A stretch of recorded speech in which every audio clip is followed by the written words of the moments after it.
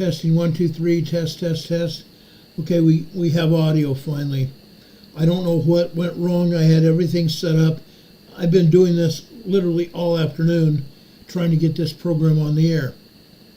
An hour and a half ago, I had an interruption from Microsoft doing a download. Now, I shut off Microsoft some time ago. Somehow or another, Microsoft interfered and came back with a vengeance. But we're on the air right now, and I'm thankful for that. Now, folks, we have a lot to talk about. The first thing I want to talk about is something that happened this past Friday, nearly a week ago. I want to introduce you to Professor Cardin, a mathematics professor from Brigham Young University. This gentleman had posted a scripture on his door. He posted a scripture on his door. Above it, he said, if you supported Donald Trump in the recent election, then this scripture is for you. It's Mosiah 29, verses 26 and 27. You guys might be wondering why I'm talking about this. This involves our very salvation. It involves our salvation of our country as we know it today. The scripture says, now it is not common that the voice of the people desireth anything contrary to that which is right, but it is common for the lesser part of the people to desire that which is not right. Therefore this shall ye observe and make it your law, to do your business by the voice of the people. At the time, and if the time comes that the voice of the people doth choose iniquity, then is a time the judgments of God will come upon you. Yea, then is a time he will visit you with great destruction, even as he has hitherto visited his land. Now, folks, this has a lot to do with every one of us. Beneath this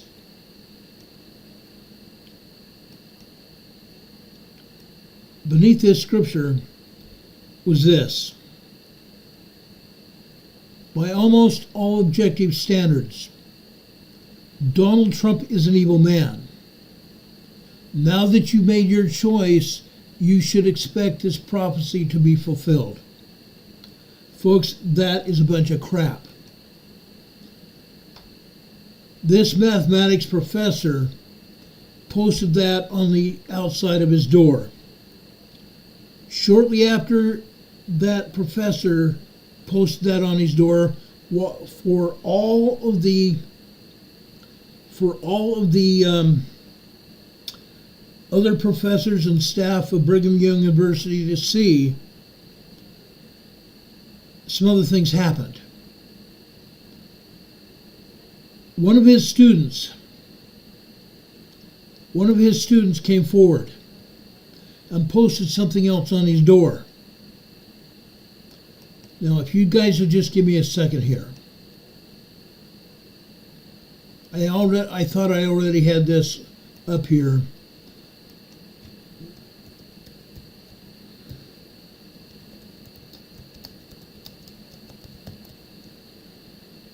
I already thought I had this here, and for some reason it's not. So just hold on for just a second, guys.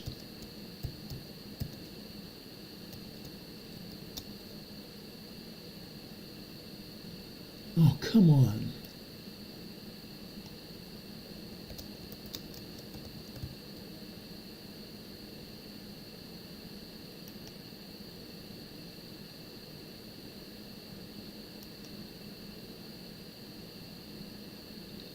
I want to show you this because it means a lot. And I want to show it to you because it has to do with each one of us. Okay? I truly believe it has something to do with each one of us.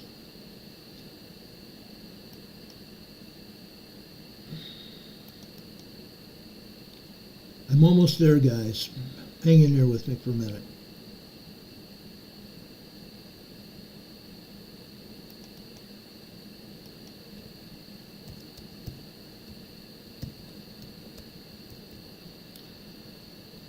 This is important, or I wouldn't even be doing this. There are evil people in this world. There are evil people in this world that don't like our country.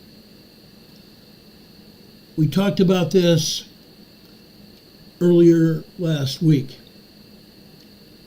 Now, one of the people that I said last night that you needed to call your senators and tell them to not vote for one of the senators that was up for speaker, not speaker, but the majority leader of the Senate. I'm going to show you his picture right now.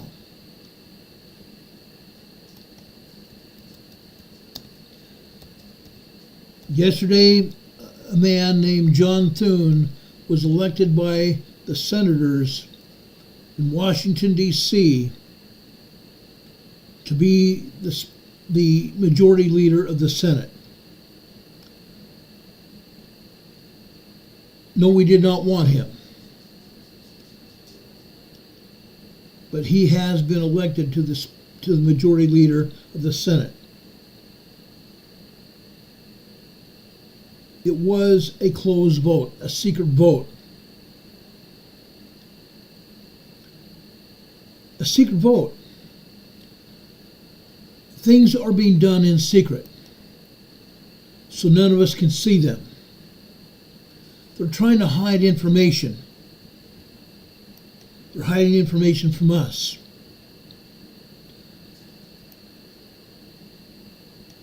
What I feel is happening is that this country is being bamboozled. Our country is being totally bamboozled. And it seems that nobody even cares. Now,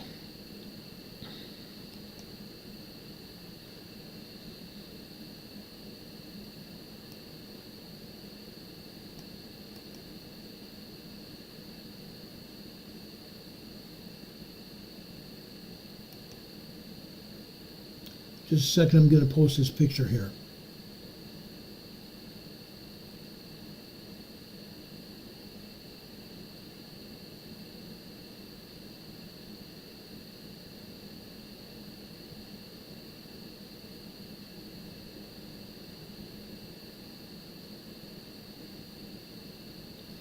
Dadgummit.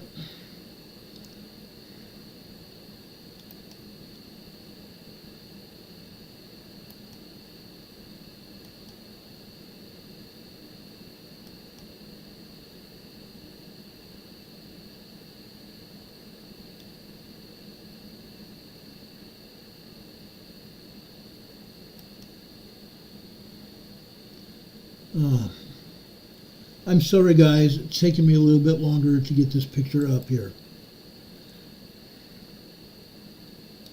But I want to assure you that this person is now running things in Washington.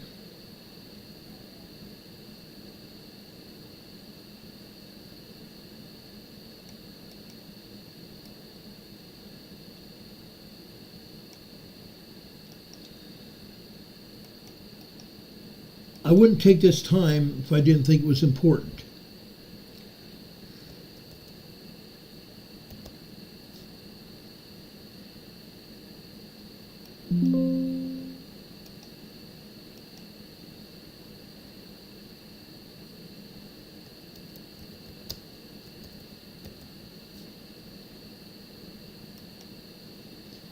Okay, I think I've got it now.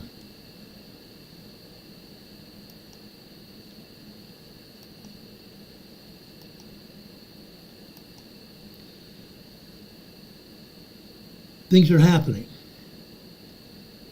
And what we may or may not know could hurt us. As I said last night, and I still mean it today. I think our country is in real trouble. John Thune is the new Speaker of the House, or the not Speaker of the House, the Majority Leader of the Senate. Now, he was elected under a secret ballot. At the last minute, many Republicans voted for the other guy that we talked about yesterday. Or I should say the day before yesterday. But John Thune was still elected, the new Majority Leader of the Senate. He has said he's going to do everything in his power to help President Trump with his agenda and make sure his agenda is approved. We shall see. But this is actually the last person that I would have thought would have been elected the Majority Leader of the Senate.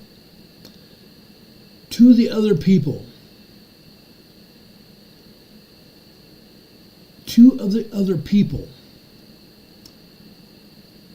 that have been doing everything in their power to make sure they were leading this country to hell. Communists. I believe these gentlemen are communists.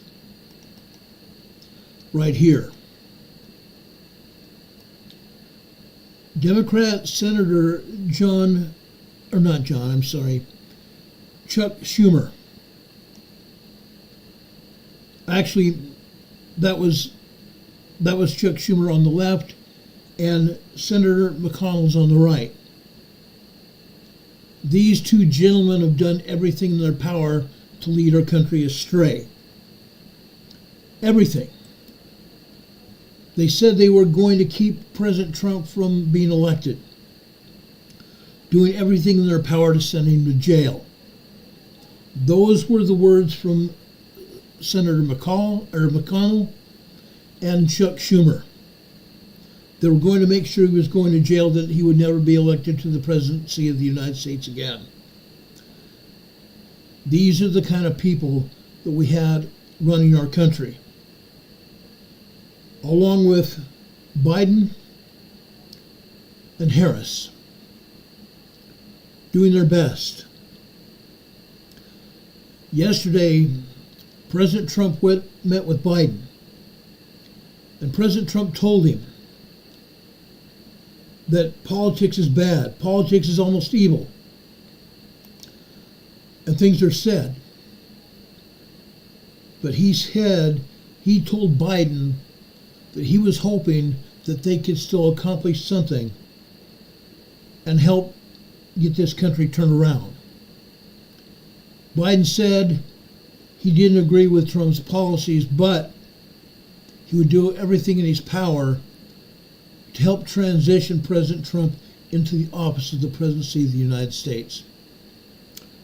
Now, while I totally believe that,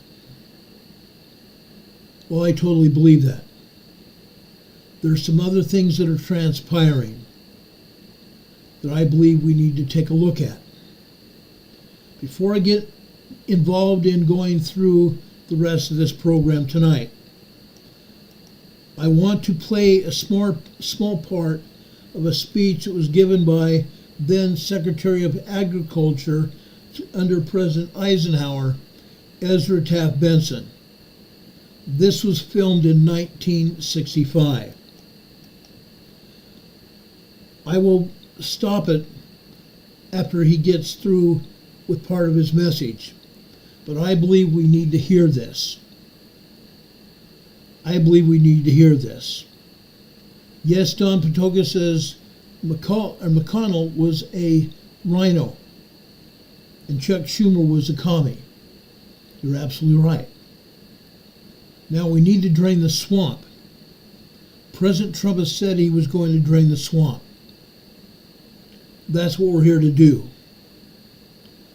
But guys, listen to Ezra Taft Benson. I think it's very important we hear his message. I stand before you, grateful for patriots such as you, humbled by the magnitude of the task before us. I speak to you as a fellow citizen of the United States of America, deeply concerned about the welfare of our beloved country. I am not here to tickle your ears, to entertain you. I will talk to you frankly and honestly. The message I bring is not a happy one, but it is the truth. And time is always on the side of truth. As the German philosopher Goethe said, truth must be repeated again and again, because error is constantly being preached round about. I realize that the bearer of bad news is always unpopular. As a people, we love sweetness and light, especially sweetness. Ralph Waldo Emerson said that every mind must make a choice between truth and prose. Those who will learn nothing from history are condemned to repeat it. This we are doing in the Americas today. George Washington stated, "Truth will ultimately prevail where there are pains taken to bring it to light." To bring the truth to light is our challenge, this day and every day. And ye shall know the truth, and the truth shall make you free. Returning recently from 2 years abroad has caused me to reflect seriously on recent trends and present conditions in our beloved country.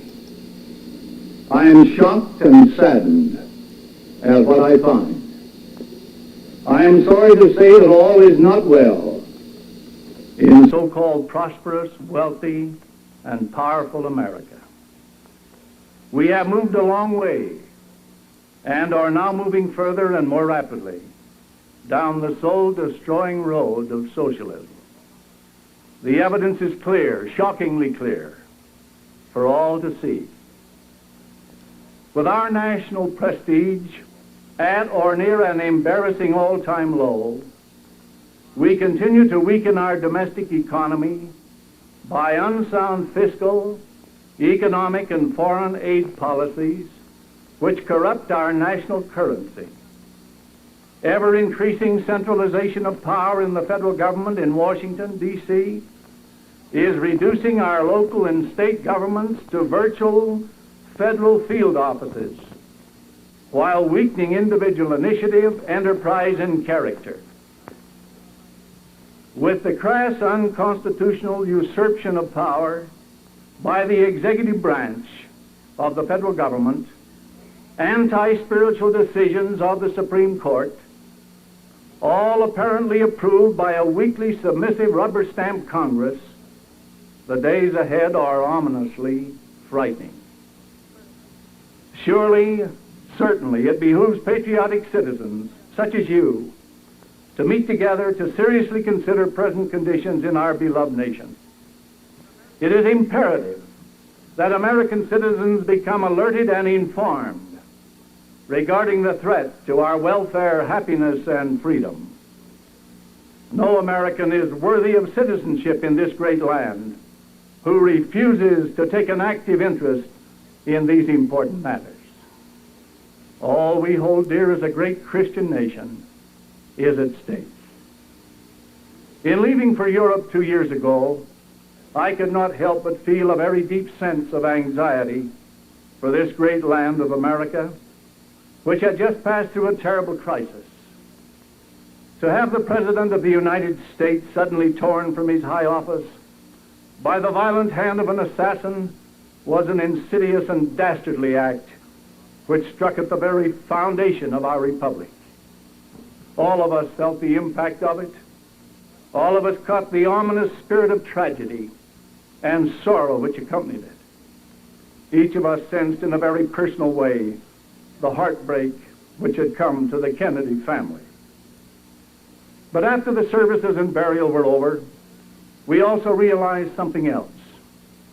There was the cold, stark reality that the assassin's murder of President Kennedy was just one more monstrous treachery in the long list of crimes against humanity which have been inspired down through the years by the godless philosophy of communism. It was communism that sowed the seeds of treason in the mind of President Kennedy's assassin. This is something which must not be forgotten. And now, 2 years and 1 month later, I am appalled at the shortness of our memories. When the events surrounding President Kennedy's assassination were remembered last December, practically no mention was made of Oswald's communist affiliations, nor the present communist threat to our society. Have we so soon forgotten that communism sowed the seeds of hate that destroyed our president, and that communism continually seeks to subvert and destroy our complete way of life? The assassination of President Kennedy, the daily slaughter of our boys in Vietnam, the communist control of the Berkeley riots, and communist-inspired demonstrations from coast to coast should serve as a shock therapy to that segment of our population who like to call themselves liberals. America is big enough to make room for many different kinds of thinking, but many liberals have claimed to see virtues in socialism and communism, which I, for one, have not been able to find. To promote their ideas, American liberals have become a highly organized, hardcore establishment in the United States. And they have been excusing their appeasement and coddling of communism on the ground that they were being tolerant, broad-minded, and working for peace. But the assassination of President Kennedy should have jolted them into a realization that they have been pampering, protecting, and promoting the very nest of serpents which produced Lee Harvey Oswald. The diabolical spirit of murder and violence which struck down the president is that same spirit of communist violence which has been allowed to spread its terror into the heart of every continent upon the face of the earth. Perhaps those who have been apologists for this conquering Marxist, socialist, communist movement might now agree to reconsider the fatal decision they have been following. Two additional things happened in connection with this tragedy which are worthy of comment. First was the speed with which the communist leaders spread the word that the slaying of the president must have been the work of American conservatives. Moscow has conducted a 5-year campaign to make American conservatives look like hysterical fanatics. It has called them rightists, extremists, and even fascists. Within an hour after the assassination and before Oswald was captured, Moscow was assuring the world that this crime was the product of the rightist movement in the United States. Okay, a product of the rightist movement of the United States. That came out of Russia. Okay, I want to claim right now, I want to make it very clear right now that it was not the rightist movement of this country, whereby John F. Kennedy lay dead November 21st, 1963. The CIA planned his killing. Lee Harvey Oswald shot and killed him, yes. But there is evidence pointing that there was an assassination attempt by someone other than Wallace. Several other bullets were had. Several other bullets were fired from various locations. It was not just Oswald. The CIA killed President Kennedy. The CIA killed President Kennedy. I want to make another statement here. What happened July 13th this year? The Secret Service conspired with evil people within our own government to allow President Trump to get shot. Then someone else just 2 weeks later, tried to assassinate President Trump again on a golf course in Florida. What happened? Agents within the government, that they said that they would try to keep President Trump from becoming President of the United States again. Way back in 2015, Hillary Clinton, Bill Clinton's wife, who was running for president, said she was going to do her darndest, whatever it took, to keep President Trump out of the office of the White House, to keep him out. But many other people also conspired with her. It didn't work. President Trump was elected. I want to go back to 2020. In 2016 and 2020, two different things happened. In 2016, President Trump had more votes than even Biden did. But the statistics show that Biden had 20 million more votes than President Trump had in 2020. Where did those 20 million votes come from? It's never happened since. In 2024, the same number of votes got President Trump elected again. The same number of votes that got President Trump elected again this year, just last week at this time. It happened in 2016. The same number of votes in 2012 got Obama elected. What happened in 2020? Evil people got Biden elected. Politics is a very dangerous game. Let's go on here with Ezra Taft Benson's speech. The second thing which happened was the amazing rapidity with which American liberals took up the Moscow line. They too were quick to fix the blame, even though there hadn't been the slightest hint as to who had committed the crime. I wonder what would have happened if Oswald had not been captured and identified as an active communist who was in direct contact with party headquarters in New York City. Undoubtedly, the liberal element would be blaming this tragedy on conservative Americans to this day. And even after Oswald was captured and identified as a Moscow-associated communist, there were those who insisted that any who had opposed the president during his term of high office was guilty of the same spirit of hate as that which led to the president's death. This line of thinking was expressed by a number of prominent persons through the press, radio, and TV. To me, it was incomprehensible.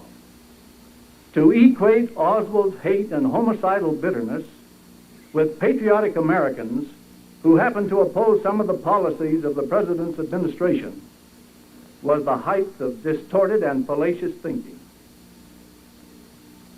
The American people can respect their president, pray for their president, even have a strong affection for him, and still have an honest difference of opinion as to the merits of some of his programs. Another recent development has been the call for national unity. I believe there needs to be unity in our land, but it must not be a blind, senseless, irresponsible unity. It should not be a unity just for the sake of unity. It needs to be a unity built on sound principles. We Americans have strayed far from sound principles, morally, constitutionally, and historically. It has been getting us into a quagmire of trouble all over the world, and especially here at home. Americans at the grassroots level have sensed that their way of life is being threatened. During the last several years, there has been a rising tide of resistance to the prevailing political trend. Compromises with communism abroad and flirtations with socialism at home have stirred up opposition in both political parties. If this has led sound constitutional principles on which we can unite, there would be no virtue in calling for unity to support certain legislation if the majority of Americans were opposed to it. And the fact that both Democrats and Republicans in Congress have at times resisted certain legislation shows that the executive branch of the government may get out of step with the people. Has been raised. What causes one to wonder is why these warnings were not carefully considered and acted upon. Why is it that men in high places in government, regardless of party, have been deceived? I am convinced that a major part of the cause can be justly laid at the door of the socialist communist conspiracy, which is led by masters of deceit who deceive the very elect. J. Edgar Hoover put it well when he said, quote, "I would have no fears if more Americans possessed the zeal, the fervor, the persistence, and the industry to learn about this menace of red fascism. I do fear for the liberal and progressive who have been hoodwinked and duped into joining with the communists." End quote. Therefore, let those who call for unity and the elimination of hate be sure they are not merely trying to silence the friends of freedom. These are who respect their leaders and resist them only when it is felt they are headed for a catastrophe. What patriotic American would wish to stand silent if he saw the president verging on a blunder because of bad advice or a mistaken judgment of the facts? I believe one of the most serious mistakes a president could make would be to weaken the Constitution. From the time I was a small boy, I was taught that the American Constitution is an inspired document. I was also taught that the day will come when the Constitution will be endangered and hang, as it were, by a single thread. I was taught that we should study the Constitution, preserve its principles, and defend it against any who would destroy it. To the best of my ability, I have always tried to do this. I expect to continue my efforts to help protect and safeguard our inspired Constitution. Some 2 years ago, however, a critic from Washington, D.C. claimed that a person who serves in a church capacity should not comment on such matters. He charged that the separation of church and state requires that church officials restrict their attention to the affairs of the church. I, of course, also believe that the institutions of church and state should be separated. But I also do not agree that spiritual leaders cannot comment on basic issues which involve the very foundation of American liberty.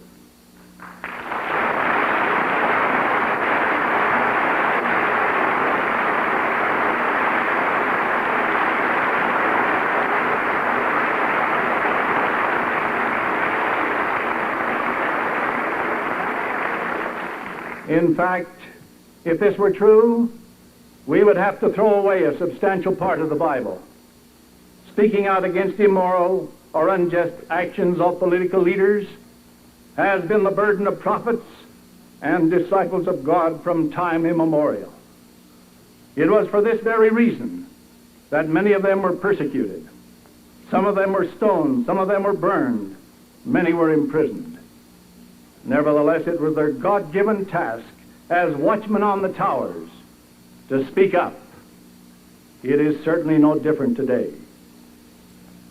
To Moses, God said, "Proclaim liberty throughout all the land, unto all the inhabitants thereof." Why? For God knows full well that the gospel, his plan for the blessing of his children, can prosper only in an atmosphere of freedom. To modern men, God has said, the Constitution should be maintained for the rights and protection of all flesh. Is the Constitution being maintained, or is it in jeopardy? Senator J. William Fulbright of Arkansas says the American Constitution is nothing more than a product of the 18th century agrarian society. Who else said that just this past summer? Back in August. Waltz and Harris said the very same thing. Waltz said the Constitution of the United States was an antiquated document that should be thrown away. Harris echoed that as well. The highest reaches of the U.S. government, and yet it's happening right in front of us. It is now obsolete, he claims. Senator Joseph S. Clark of Pennsylvania says the separation of powers with its checks and balances must be curtailed because they keep the president from making quick and decisive decisions. Gus Hall, head of the Communist Party USA, agrees with these two senators.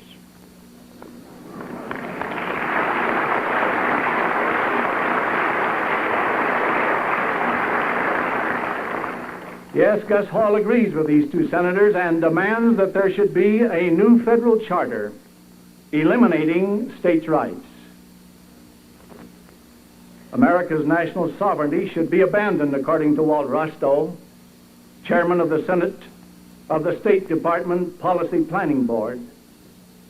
He has boldly demanded, quote, an end of nationhood as it has been historically defined. Now, these are some of the same men who see great virtue in a collectivized, socialized society. They want vast powers concentrated in Washington. Samuel Adams of the Founding Fathers said this was the very thing constitutional government was designed to prevent. Arthur M. Schlesinger, Jr. is another powerful influence in Washington and a former presidential advisor. He not only advocates socialism for the United States, but believes that we could eventually form a permanent alliance with communism. He says this would be achieved by having America move to the left, while the communists move to the right. We would then meet at the vital center of the socialist left. The American Constitution, of course, would automatically be discarded. Arthur Schlesinger and his associates are also opposed to the liberation of the captive nations, even if these nations do it by themselves. These men do not look upon communism as an enemy, united. But what mixes so many people up is the fact that the attack on patriotism and the smear of the anti-communist movement did not come in the name of Moscow. It came in the name of influential Americans who espoused the socialist communist line. This was a minority bloc of liberals, American liberals, who formed a propaganda coalition with the communists. Their strategy was ingenious. Almost overnight, they drew the line of fire away from the communist conspiracy and focused the heat of attack on the patriots. How did they do it? They did it by saying that they were against the communists, but also against the anti-communists. They said one was as bad as the other. Now, what kind of logic was this? What if we had taken this approach in the fight against Nazism? Informed patriots recognized it as confusion compounded by delusion. In any event, this deceptive line of propaganda had its impact. These liberal voices would denounce communism and then turn right around and parrot the communist line. They claimed they were anti-communist, but spent most of their time fighting those who were really effective anti-communists. As I asked some of them at the time, are you fighting the communists or not? You claim to be fighting the fire, but you spend nearly all your time fighting the firemen.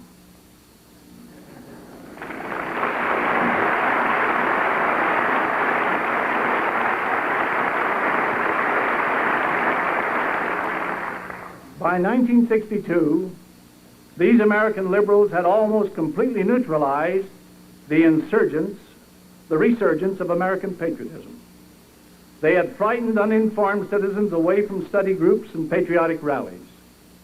They had made it popular to call patriotism a controversial subject, which should not be discussed in school assemblies or churches.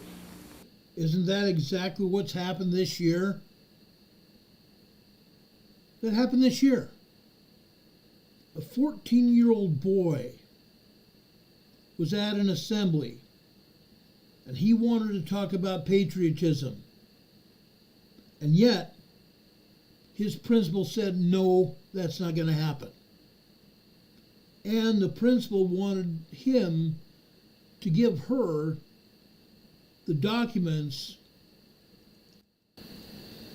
that would show exactly what his talk was about.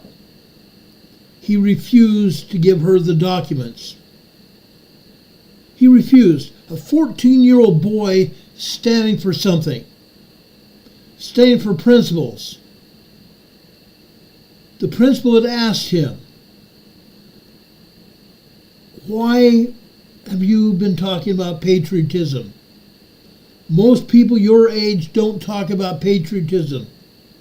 He told the principal and he told the news media after he got suspended from school that he was taught about patriotism from a young age.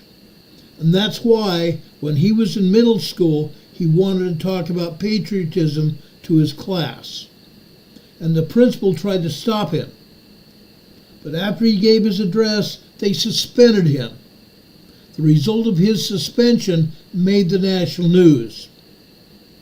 Incredible. Let's continue here. From Washington, D.C., the FCC, Federal Communications Commission, issued an edict to radio and television stations that if they allowed the controversial subjects of Americanism, anti-communism, or states' rights to be discussed on their stations, they would be required to give equal time free of charge to anyone wishing to present an opposite view. Can you imagine this happening in a free country? I said to my family, it is fantastic that anything like this could have happened in America. Now, we should all be opposed to socialistic communism, for it is our mortal and spiritual enemy, the greatest evil in the world today. But the reason many liberals don't want the American people to form study groups, to really understand and then fight socialistic communism, is that once the American people get the facts, they will begin to realize that much of what these liberals advocate is actually helping the enemy. The liberals hope you'll believe them when they tell you how anti-communist they are.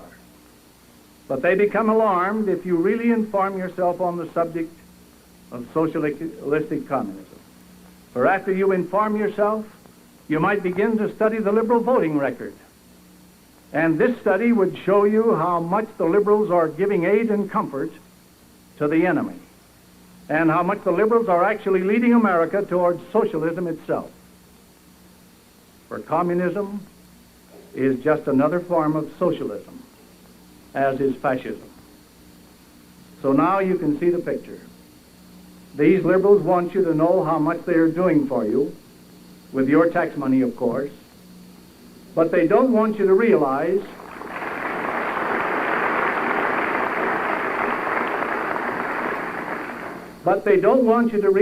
that the path they are pursuing is socialistic, and that socialism is the same as communism in its ultimate effect on our liberties.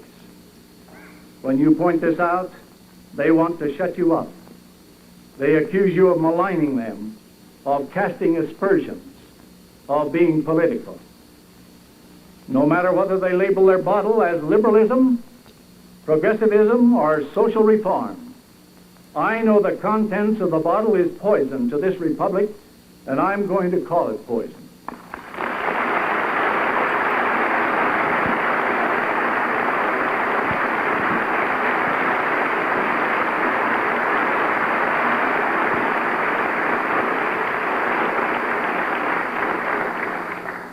we do not need to question the motive of these liberals. They could be most sincere. But sincerity, or supposed benevolence, or even cleverness is not the question. The question is, are we going to save this country from the hands of the enemy and the deceived? As J. Edgar Hoover said, a tragedy of the past generation in the United States is that so many persons, including high-ranking statesmen, public officials, educators, ministers of the gospel, professional men, have been duped into helping communism. Communist leaders have proclaimed that communism must be partly built with non-communist hands, and this to a large extent is true. We cannot defeat communism with socialism, nor with secularism, nor with pacifism, nor with appeasement or accommodation. We can only defeat communism with true Americanism, unquote.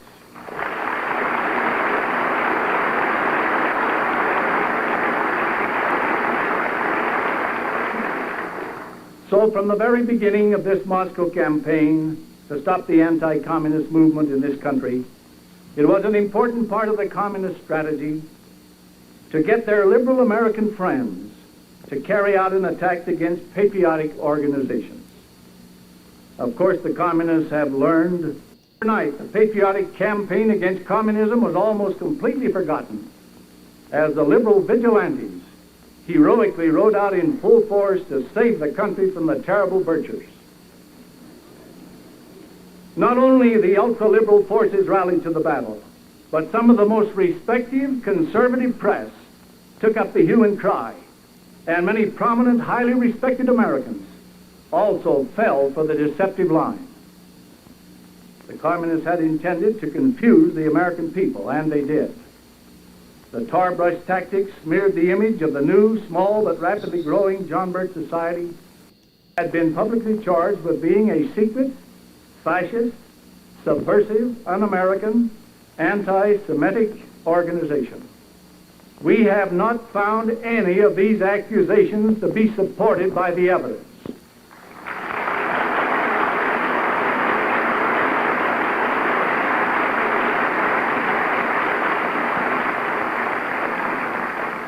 And a further quote from the report, "We believe that the reason the John Birch Society has attracted so many members is that it simply appeared to them to be the most effective, indeed the only organization through which they could join in a national movement to learn the truth about the communist menace and then take some positive concerted action to prevent its spread. Counter spies, intelligence and security officers, and so on.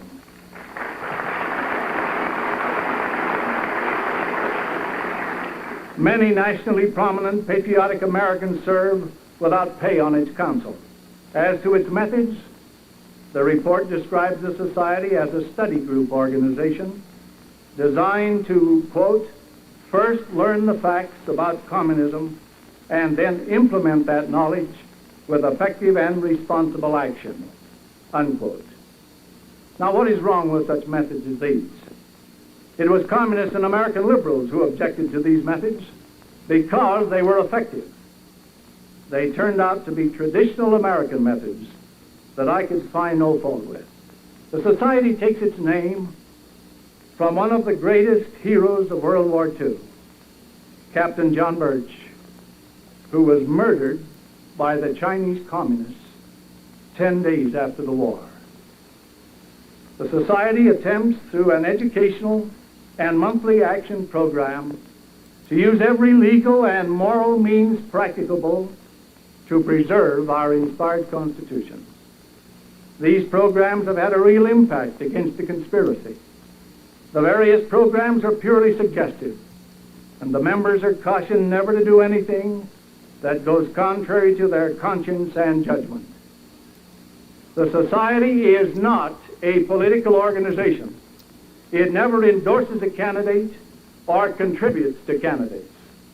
It encourages its members, whether they be Democrats, Republicans, or Independents, to study the issues and candidates in the light of our Constitution and the threats to it, and then govern themselves accordingly.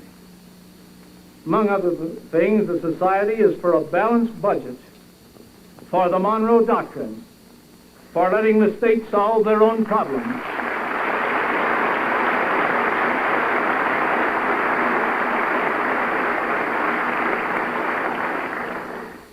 for letting the states solve their own problems.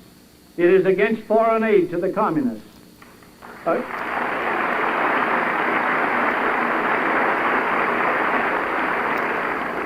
Against the Marxist graduated income tax.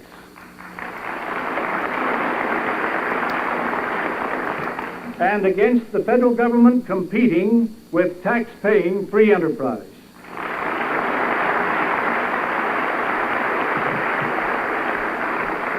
In a sentence, the John Birch Society believes in less centralized government, more personal responsibility, and a better world.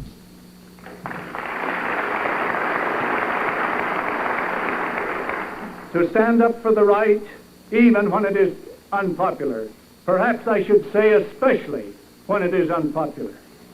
I had to make this same decision all over again when President David O. McKay received an invitation from former Congressman John Rousseau asking that I be authorized to give a patriotic speech at a testimonial dinner for Robert Welch. President McKay, after careful consideration, told me I should take the talk and that I had his permission and blessing. And so the invitation was accepted. This talk was given at the Hollywood Palladium, September 23rd, 1963. Nearly 2,000 heard my talk that night, and 4,000 Kiwanians heard a similar message the following day when I spoke at their annual convention. Both talks dealt with the preservation of the Constitution and the need to resist the communist threat. At the Welch Testimonial Dinner, I commended the John Birch Society and encouraged them to protect the principles of liberty throughout the land. Of course, as all of you know, this talk brought an immediate outcry from some liberal elements in Washington. They said it was making me controversial. Patrick Henry and the Founding Fathers were also controversial.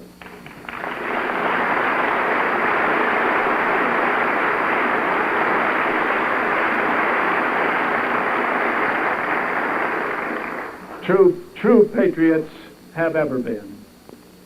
Perhaps they did not realize that I had filled this assignment with the full approval of President McKay. And perhaps they did not realize that President David O. McKay has not hesitated to speak out for freedom, even if some people have considered such patriotism as controversial. And neither will I hesitate. The fight to save the Constitution is not mere controversy, nor the fight against communism. In fact, it is a war with the devil, Christ versus Antichrist. And I am willing to fight it. It is a fight against the greatest evil in this world, a ruthless, powerful, godless conspiracy.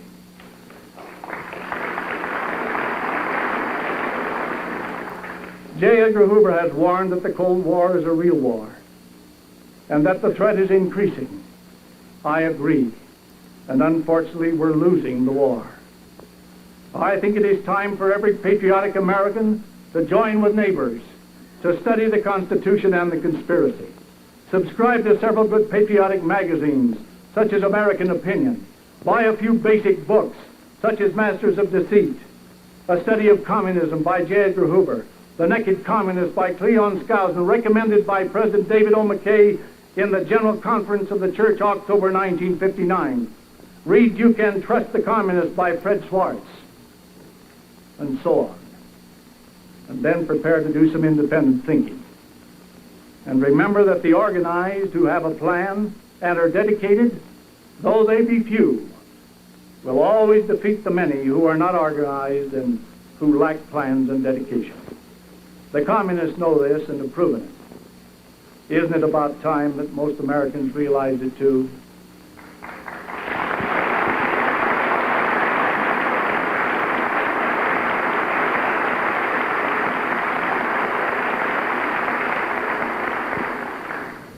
In conclusion, may I say that one of our most serious problems is the inferiority complex which people feel when they are not informed and organized. They dare not make a decision on these vital issues. They let other people think for them. They stumble around in the middle of the road trying to avoid being controversial and get hit by traffic going both ways.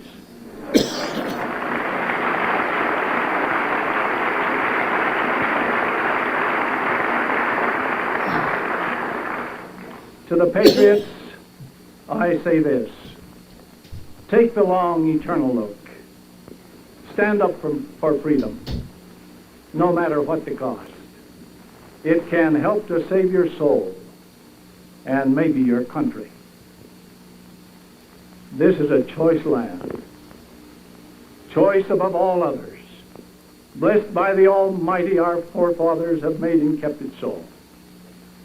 It will continue to be a land of freedom and liberty as long as we are able to advance in the light of sound and enduring principles of right.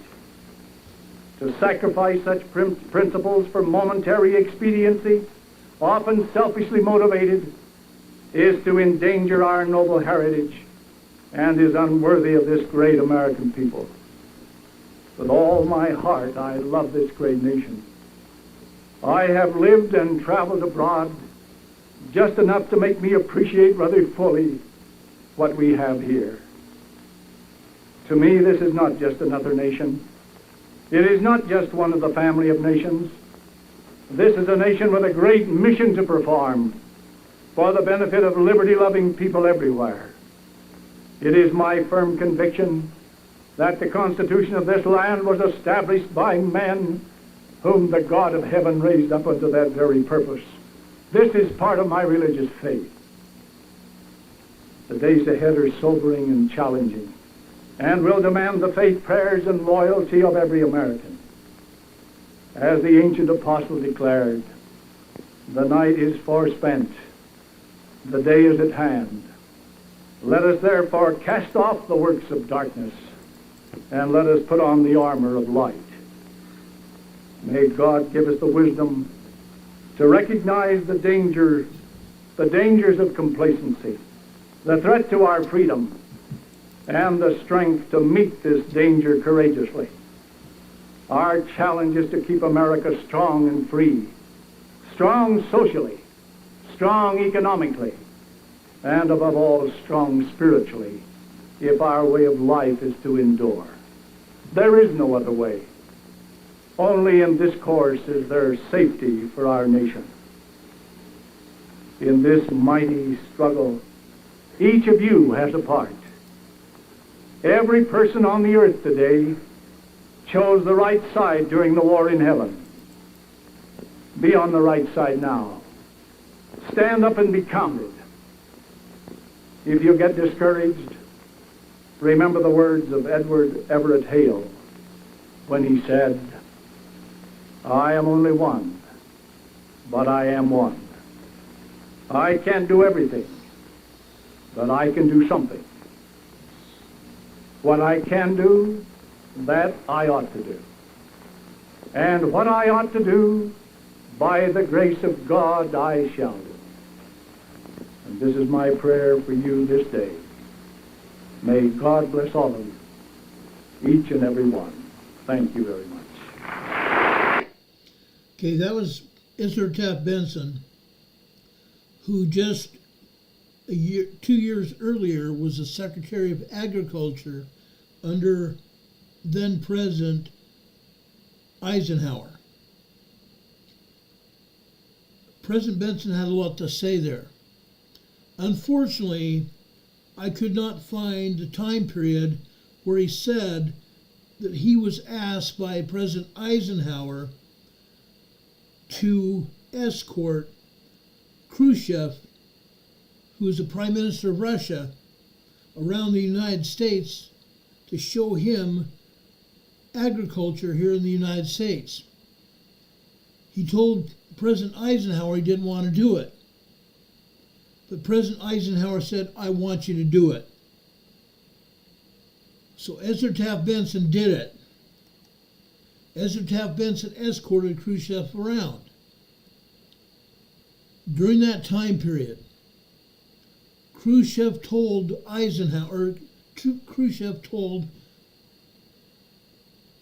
Ezra Taft Benson, "You're not going to want to accept communism, but we are going to feed you spoonful by spoonful until you don't know the difference." That's pretty much where we've got to today.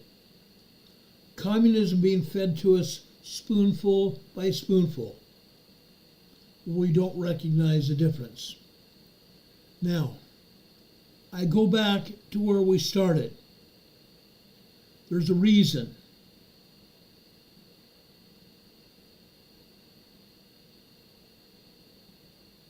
I told you about that BYU mathematics professor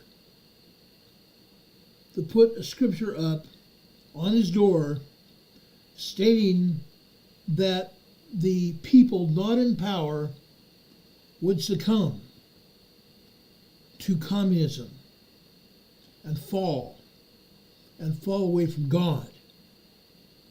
That's not the case.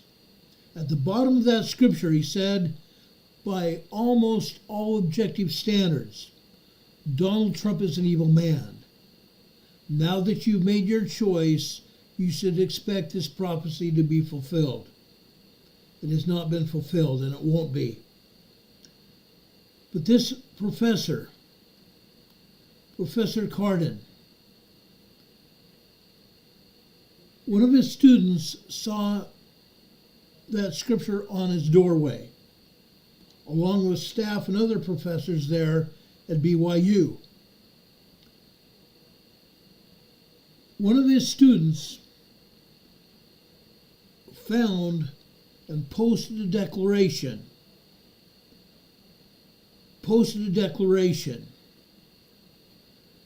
Let me post that here for you today. It's called the Proclamation of the Family. Let me bring it up right now. The family here in the United States and around the world is the primary ideal for society. We cannot go anywhere. We cannot go anywhere in our society without being a family. The family is central to our society. Mother and father, leading sons and daughters. Sons and daughters growing up and starting families of their own. This is a proclamation of the family. Let me blow it up and let me read parts of it to you. This came from the Church of Jesus Christ of Latter-day Saints, but it applies to each one of us. It applies to each one of us. We are families.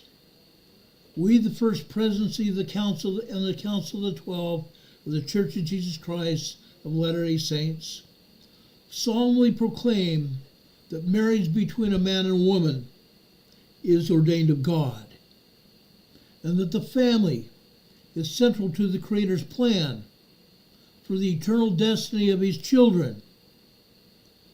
All human beings, male and female, are created in the image of God. Each is a beloved son or daughter of heavenly parents, and as such, each has a divine nature and destiny. Gender is an essential characteristic of individual premortal and mortal and eternal identity and purpose. There's a reason. In the premortal realm, spirit sons and daughters knew and worshiped God as their eternal Father and accepted His plan by which His children could obtain a physical body and gain earthly experience to progress toward perfection and ultimately realize their divine destiny as heirs of eternal life. That's you and I. That is absolutely you and I. The divine plan of happiness enables family relationships to be perpetuated in holy temples and make it possible for individuals to return to the presence of God and for families in united eternities. The first commandment that God gave to Adam and Eve pertained to their potential for parenthood as husband and wife. We declare that God's commandments for his children is to multiply and replenish the earth. In force, we further declare that God has commanded that the sacred powers of procreation to be employed only between men and women, lawfully wedded as husband and wife. We declare this means by which the moral life is created to be divinely appointed. We affirm the sanctity of life and as of its importance in God's eternal plan. Husband and wife have a solemn responsibility to love and care for each other and for their children. Children are a heritage of the Lord. Psalms chapter 12, verse 3. Parents have a sacred duty to rear their children in love and righteousness, to provide for their physical and spiritual needs, and to teach them to love and serve one another, observe the commandments of God, and be law-abiding citizens wherever they live.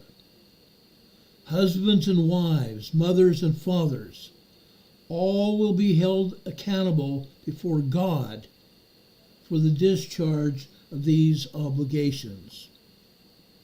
The family is ordained of God. Marriage between man and woman is essential in his eternal plan. Children are entitled to birth within the bonds of matrimony, to be reared by father and mother, who honor marital vows with complete fidelity.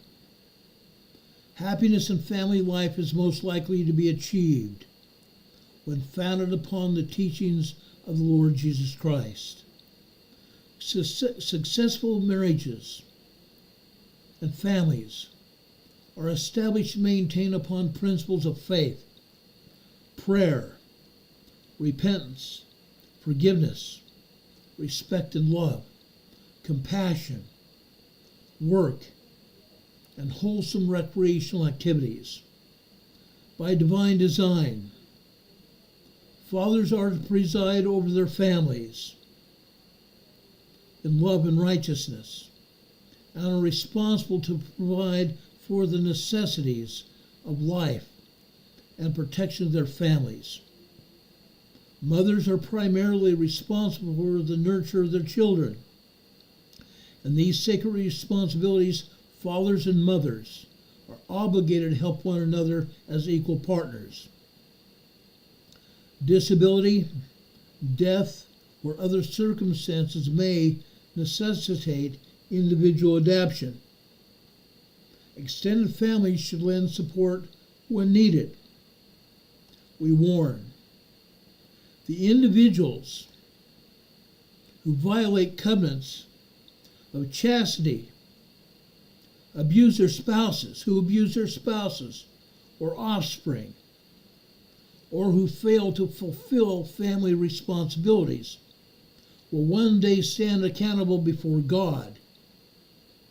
Further, we warn that the disintegration of the family will bring upon individual communities and nations the calamities foretold by ancient and modern prophets.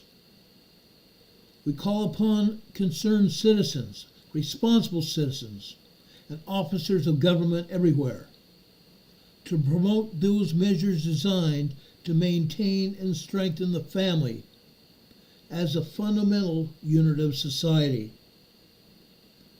Proclamation of the family. Guess what that professor did? That student, one of his students, put that proclamation of the family on his door. This was a good member of the church, supposedly, Professor Carden. But he took that off the door, violated it. Violated, brothers and sisters, violated it. He tore it up.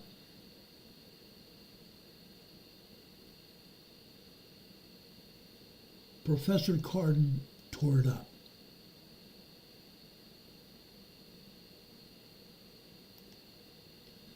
There he is right there tearing up the Proclamation of the Family. His student wanted to show Professor Carden the obligations of a society to make sure we honor our parents and our families. Apparently, this professor no longer wanted to be part of this family organization to strengthen our country. So the professor tore up the Proclamation of the Family. Incredible. Incredible. Professor Carden blamed President Trump and his election to be destroying this country. And family is not central to saving this country, apparently. It is. Family is very much central to saving this country. In previous episodes of this channel, I've shown this book to you, Standing for Something. I've even read portions of it to you. There's something very distinctive about this book. Right beneath the title of the book, it says, 10 neglected virtues that will heal our hearts and homes. Written by Gordon B. Hinckley. I like this book. I highly recommend it to anyone who would like to read about standing for something. Standing for truth and righteousness. Standing for all that's right with our country. I posted this picture earlier to show you everything that was wrong with our government in one photo. 2 individual people. Unfortunately, these 2 people are not the only ones who tried to tear apart our country. Many other senators and congressmen stood with them, trying to tear apart this country. Other people have also done it. Hillary Clinton, back in 2015, she was a Secretary of State under President Obama. A Secretary of State. She did nothing to protect the ambassador to Lebanon, Chris, over on the left-hand side. 3 of his supporters were killed by the hands of terrorists in Lebanon, Benghazi. Never forget Benghazi. Secretary Clinton allowed those people to be killed and did nothing to get the military over there to try to save their lives, to try to stop the assault of terrorists on those 4 men. Their bodies came back to the United States. Long forgotten heroes because of Secretary Clinton. Secretary Clinton didn't want those bodies to even come back. Incredible what happens. There was much election interference in 2020 when the election happened with Biden. As I stated before, between 2016 and 2024, 2024 and 2020 had the same amount of voters. The only distinguishing characteristic that Biden got elected, he had 20 million more voters than any other time in our history. in our history. Padded voting boxes. Ballots being brought in under the color of darkness, so nobody knew what was going on. President Trump won that election in 2020, the night of the election. But by daylight of November 6th, Biden had taken the lead and kept it. And Biden became president illegally. At first, the Democrats tried saying that Trump had no idea what he was talking about. They went after him. Schumer and McConnell said that he didn't know what he was talking about. Other senators and congressmen said the same thing. Powers in Washington met with judges and the Department of Justice to try to take out President Trump and put him in prison. Yeah, to put him in prison, to try to make sure he never walks into the White House again. Even a week and a half ago before the election, Biden said he would do everything within his power to make sure that President Trump would never see the White House again. And yet, yesterday, Biden met with President Trump again and offered him support in making sure the transition of the presidential office will go well and smoothly, to make sure President Trump would again serve as President of the United States. Incredible. Incredible. Biden, just a week and a half before that, tried to take out President Trump to make sure that he would never serve as President of the United States. President Trump and all of us got together to make sure that President Trump had the number of votes to put him back in office. And we did nothing illegal. Now, a judge in New York is having to discharge the charges against President Trump in New York. Jack Smith, who said he was a special prosecutor trying to go after President Trump, he was not a special prosecutor at all. As I stated before, Jack Smith, if he was a special prosecutor, he would have had to be appointed by Biden and go before the Senate to be confirmed as a special prosecutor after being interviewed only by the Senate. He had to be approved, and he was not. He appointed himself as a special prosecutor. Now Jack Smith is without a job because he lied to the American people. He trumped up charges against President Trump. They were lies. Nothing but lies.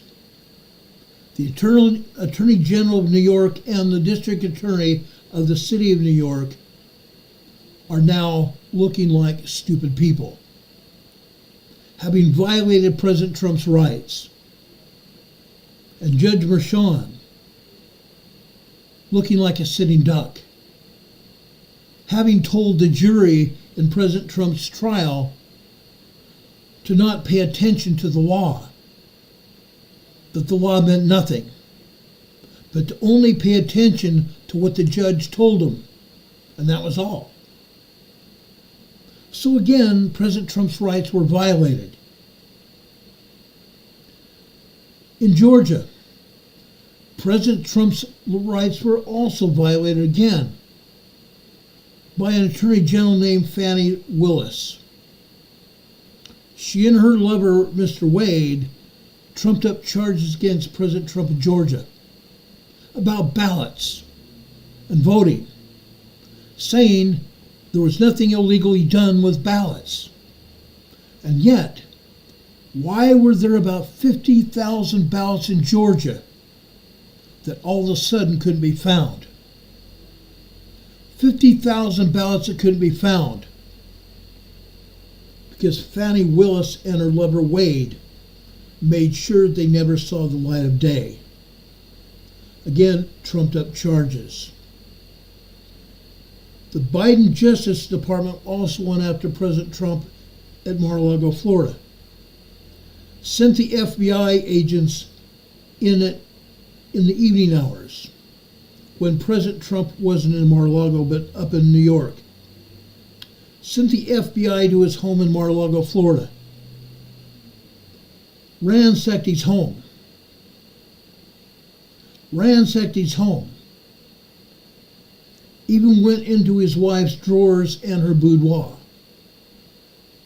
Into Barron's room, trying to find documents that didn't exist. There was a document room where President Trump had put documents that he took from the White House legally. And yet the Biden White House said that he illegally took the documents. And Biden informed the National Archives that those documents had to be returned. The FBI took the documents and gave them to the National Archives. Incredible. President Biden and Harris violating the Constitution of the United States, violating President Trump's rights, allowing President Trump to be ridiculed. Incredible. All to try to keep President Trump from taking office. July 13th. The Secret Service only allowed President Trump 5 people. 5 Secret Service agents to try to protect him. 5. When there were nearly 20 agents protecting Jill Biden in a room that only had 2 doors to it and a garage outside the room. Incredible. She was allowed to have 20 Secret Service agents, but President Trump, addressing a rally where nearly 100,000 people were at, he was only allowed to have 5 Secret Service agents. And a young man, 22 years old, allowed to come within walking distance of President Trump, got on top of a building with a firearm. That should never have happened. When that young gentleman saw 2 police officers, or actually saw 1 police officer, approach him to the roof, pointed the gun at the officer and told him to get out of there or he would be killed. Made on the line. The officer dropped down off the other officer's shoulders, and both officers were slightly injured. The Secret Service had been given radios from the sheriff's office and the local police department to monitor what the local police and the sheriff's office were doing there to assist the Secret Service.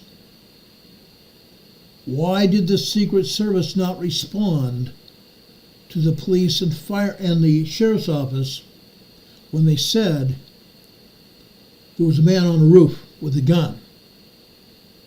The Secret Service allowed that to happen. The young man took a pot shot at President Trump. He was seen on the roof by sharpshooters prior to him firing. He was seen on the roof 15 minutes before President Trump even took stage. Why did the Secret Service allow President Trump to take the stage when there was no intruder on the roof not more than 2,500 feet away? Incredible. The Secret Service allowed President Trump to get shot. By a miracle from God, President Trump took a bullet for all of us. A week later, he addressed the Republican National Convention. Humbled and more committed than ever. Do what it would take to reform this country and to bring righteousness to this country and to make sure that this country turned around. Incredible. Incredible. President Trump chose a man, J.D. Vance, to be his vice president. They went under all sorts of criticism by the mainstream media. The mainstream media not knowing what they were doing. Actually, they did know what they were doing.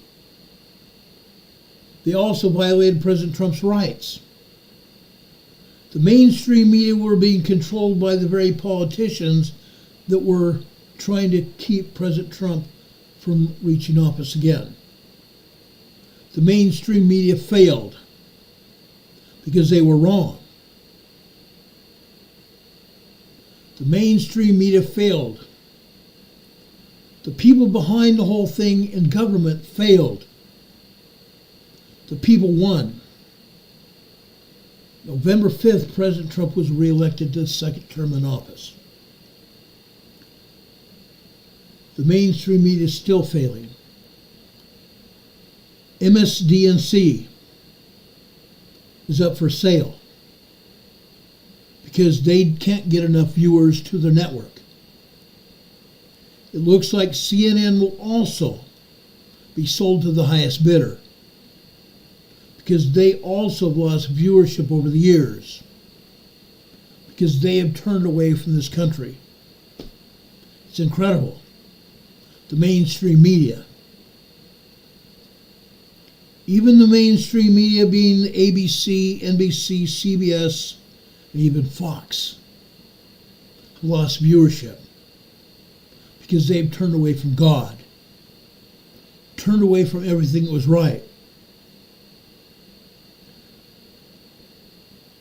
Let's go back to January 6th, 2020. President Trump knew a bunch of people were coming to Washington, D.C. to hold a rally in support of President Trump. 2 people were killed. Regardless of what the mainstream media would tell you, or what the politicians in Washington, D.C., namely the Democrats and a handful of Republicans would tell you, 2 people were killed. 2 young women. 2 young women killed by the police, Capitol Hill police. Ashley Babbitt. Someone broke a window in the Capitol building. A man went through. Ashley Babbitt was right behind him. A Capitol police officer who was in the hall across from the window fired one shot, hitting Ashley Babbitt in the head. Roseanne Boylan, beaten to death by a Capitol Hill police officer. Beaten to death. The mainstream media would tell you that Capitol Hill police officer had a heart attack and died as a result of the Capitol Hill incident, the supposed insurrection. There was no insurrection. The Capitol Hill police officer did not have a heart attack at the Capitol. 2 weeks later, he had a heart attack and died at a hospital. But the mainstream media and the leftist politicians would say that President Trump was responsible for the Capitol Hill police officer dying and responsible for a rally at the Capitol where there was an insurrection, where there was no insurrection at all. Carlson Tucker, Tucker Carlson was fired by Fox News. After he was fired, he still was able to obtain video surveillance of the Capitol. Months later, on his own network, Tucker Carlson Network, Tucker Carlson gave us all a view of what actually happened on January 6, 2020. There was no insurrection. There was a peaceful bunch of people that came into the Capitol.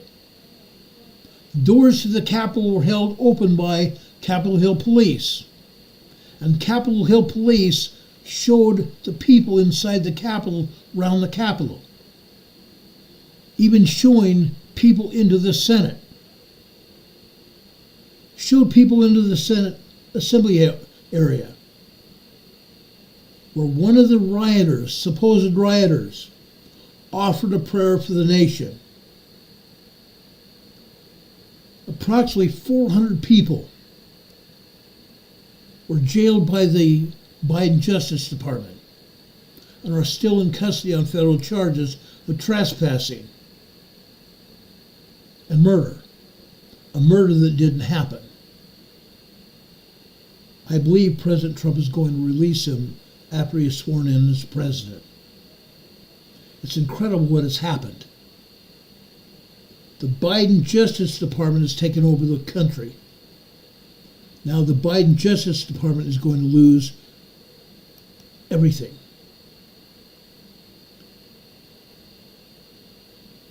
The Attorney General of the United States, yes, he's going to lose his job, but far be it legally. Another man who has been appointed by President Trump to be the new Attorney General. Amazing. Amazing. He's going to be installed. I'm sorry, that was the wrong picture. That was to... Here's a picture I want to show you. This man right here has been nominated. Matt Gaetz is his name. Right now he's a senator. He's been he's a congressman. His wife is standing beside him in this picture. He's been nominated as the new Attorney General. President Trump and Congressman Gaetz, the new Attorney General, have promised to go after the people that were responsible for what happened on January 6th. Not the rioters. There was no riot. There was no insurrection. But to go after the politicians who made it happen. The politicians who destroyed this country, or should I say, tried to destroy this country. It's incredible. It's incredible. Again, I refer back to Ezra Taft Benson when he was told by Prime Minister Khrushchev that we would not see communism, but we wouldn't even recognize it because we would be fed spoonful by spoonful and would not even know what we were doing. Incredible. Incredible. This is what we're up against because of evil people. Evil people that want to destroy our country. Now, I did not mean to go this far into politics. This is not what I wanted to do. I wanted to talk about some earthquakes as well. Our country's under siege right now. They're still trying to prevent President Trump from even assuming office. Even though Biden and Harris said that they will cooperate with the transition team. Incredible.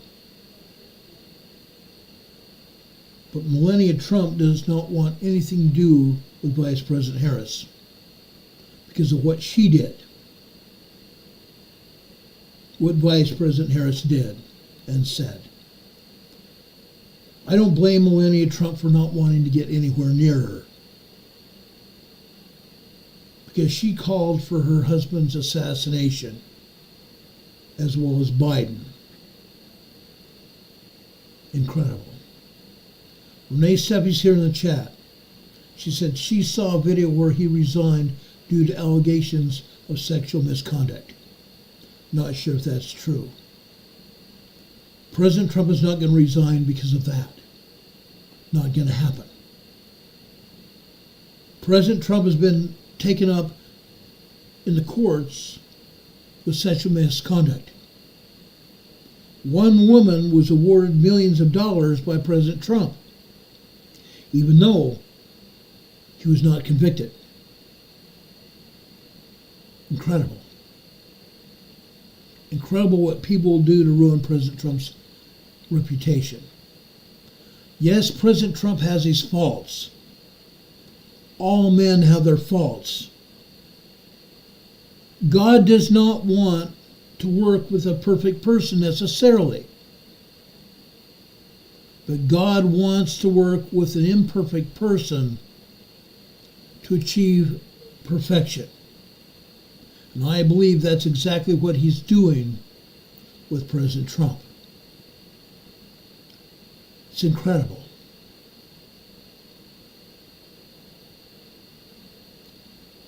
Beth is here in the chat saying 4 pillars of Satan's dynasty: government, religion, education, and economics. Government. Illegal people doing illegal things. Religion. Being stifled, put down by the politicians and put down in our society. Doesn't that sound familiar? Education. Obama, when he was president, said he was going to transform America. He started with throwing history books out in the garbage and having the history books rewritten to only say what he wanted them to say. Destroying education. Filtering our children's heads full of false information. Yeah, that's happened. I've seen it with my own children.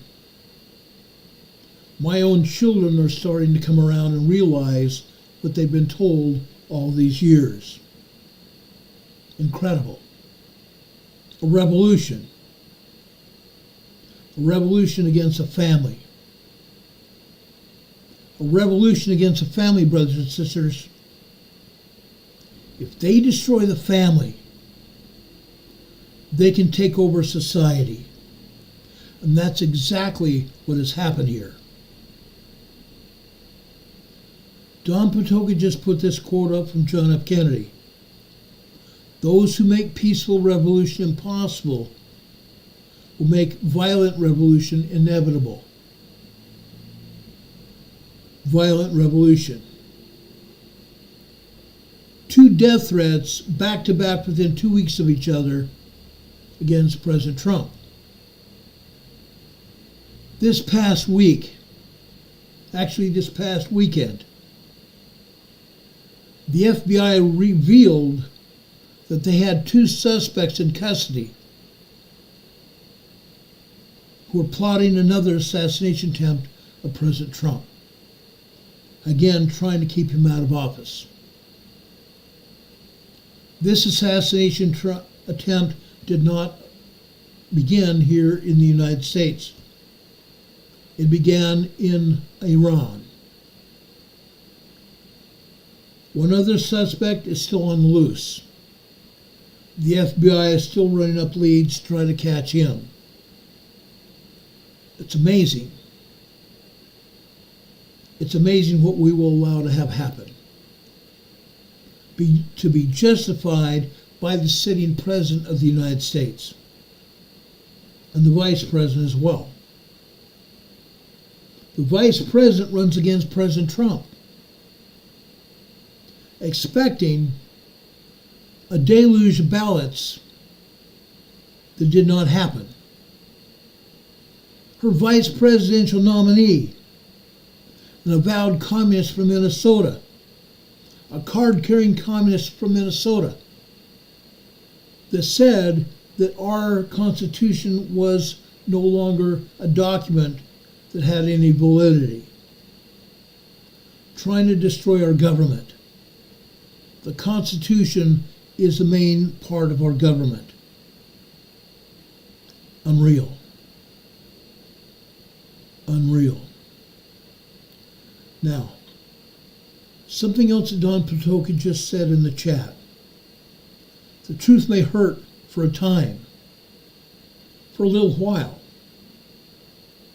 but a lie hurts forever. We can handle the truth. We can handle the truth. It's lies and omissions that will harm us. Think for yourself, or others will think for you. That is what's happened over the years. Fortunately, I believe it's over. At least we can hope it's over. Brothers and sisters that are still here with us tonight, do you have any questions for me? Do you have any questions for me that I can answer? I studied what we've been talking about tonight for quite a while.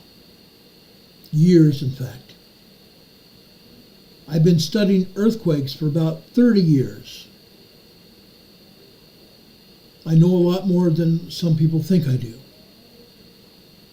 But I can try to help you and answer your questions. I was going to talk about Southern California earthquakes because there have been quite a few of them. Quite a few earthquakes that USGS has not even told us about. Let's go take a look at those earthquakes. I think you need to see what's going on. This is the Channel Islands off the coast of Los Angeles. Look at the seismic activity happening off the coast of Los Angeles. Incredible. This is just a small sample of what's happening. There's a lot more to show you here.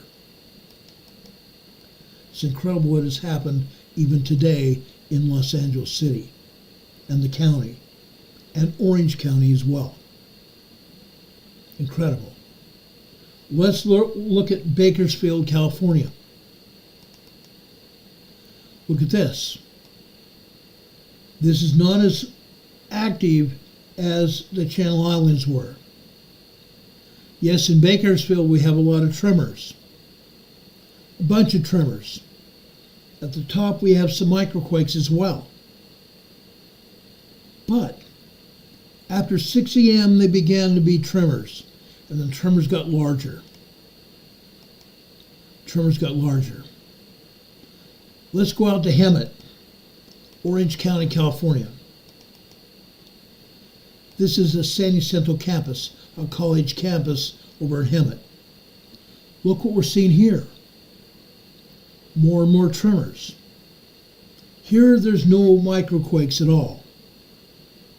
But here we see a bunch of tremors. Okay? It gets bigger. Let's look over in the desert of Rancho Mirage, California. More tremors. Again, what we're looking at is the San Andreas Fault causing these tremors. The San Andreas Fault is moving. It's moving to a great extent. But what I'm about to show you is going to blow your mind. Let's go over and look at Victorville, California, on the San Andreas Fault. The other places were near the San Andreas Fault. This is on the San Andreas Fault. Look what we're seeing here. More and more tremors. More and more tremors here in Victorville. I'm telling you guys right now, the San Andreas Fault is moving to a greater extent than we've seen it move in quite a while.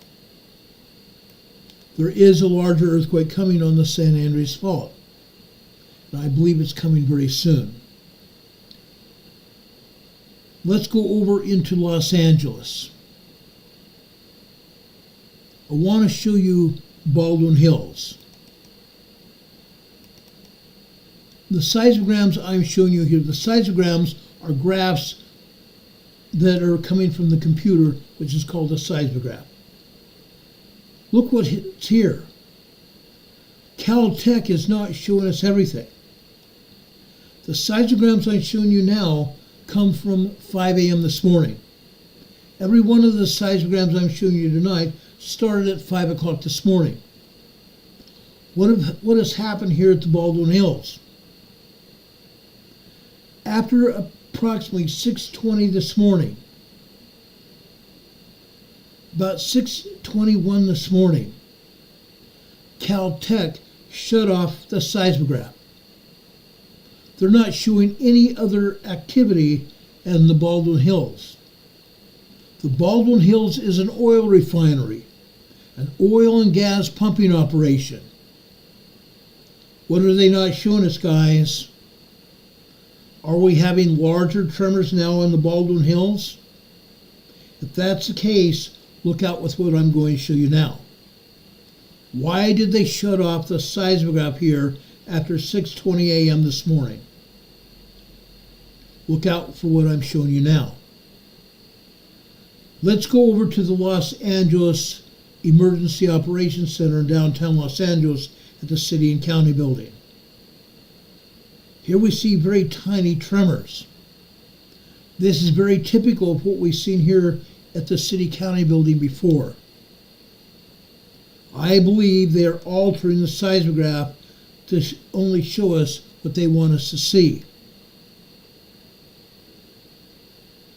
Let's look over in Anaheim now. State Street in Anaheim. Look what's happening here. Yes, we're seeing some tremors. We're also seeing some 2.0 to 2.8 magnitude earthquakes in Anaheim, Disneyland and Knott's Berry Farm, Anaheim, California. Look at the bottom of this seismogram. Look at the seismic activity here. We're seeing 6.4, or excuse me, it's not 6.5. We're seeing 2.7, 2.8 minor earthquakes. 2.7, 2.8 minor earthquakes. We've seen larger earthquakes here before.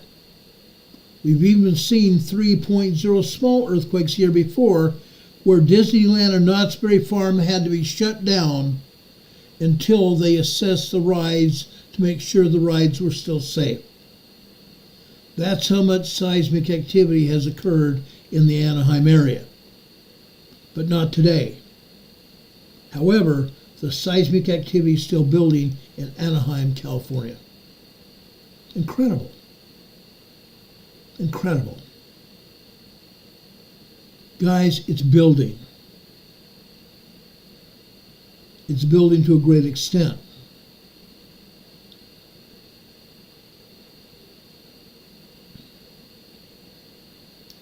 Let's go over to Long Beach, what we call light hype. Again, Caltech calls it light hype, but it's Long Beach. Look what we're seeing here. Yes, we're seeing tremors. We're also seeing hundreds of minor earthquakes. Hundreds of minor earthquakes. 2.0 to 2.9 earthquakes. All over this seismograph. Top to bottom, side to side. The same kind of earthquakes that have happened in Anaheim.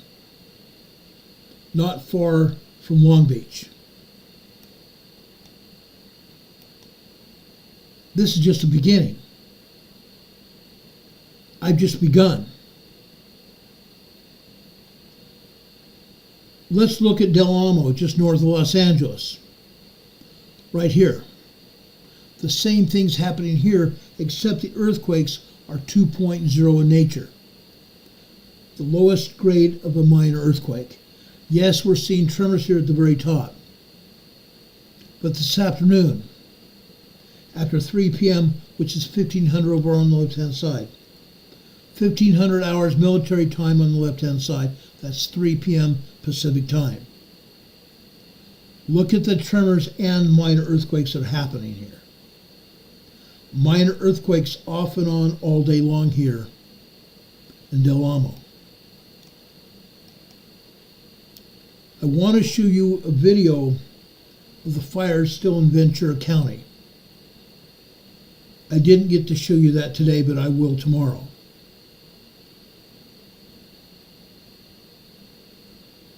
Let's take a look at Moore Park. Moore Park is just east of Fontana, or east of Ventura, where the fires are. Look at Moore Park. Incredible. For the most part, all we had was tremors most of the day.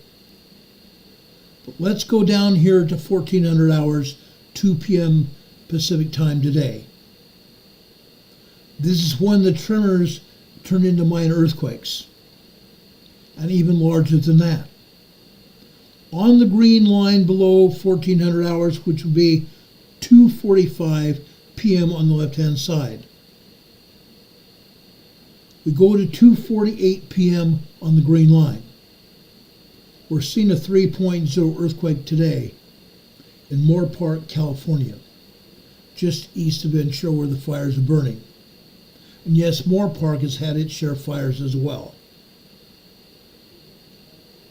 I'm telling you guys, Los Angeles is getting hit. And we're seeing larger and larger earthquakes in the Southern California area. Let's go over and look at Fontana on the east side of Los Angeles.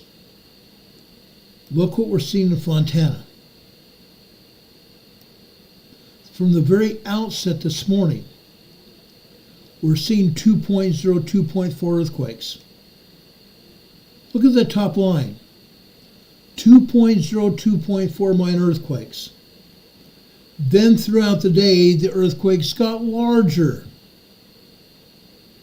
The earthquakes got larger here in Fontana. Fontana is just west of the San Andreas Fault. Just west of the San Andreas Fault.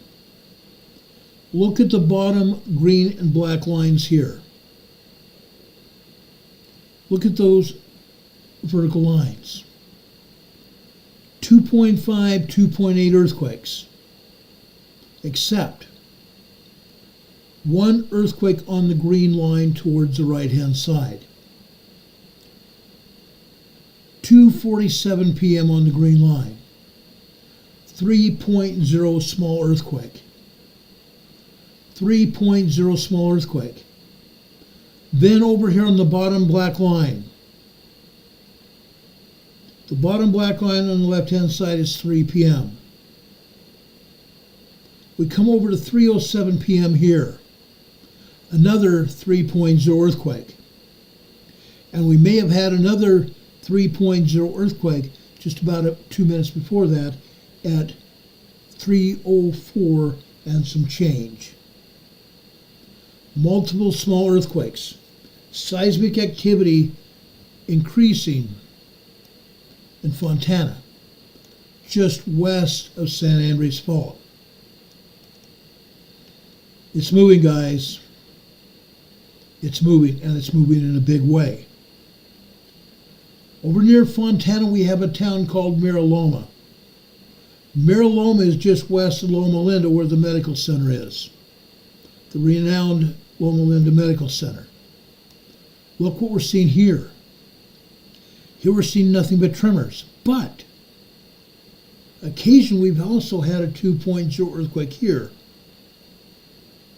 in Mira Loma. Seismic activity is happening here.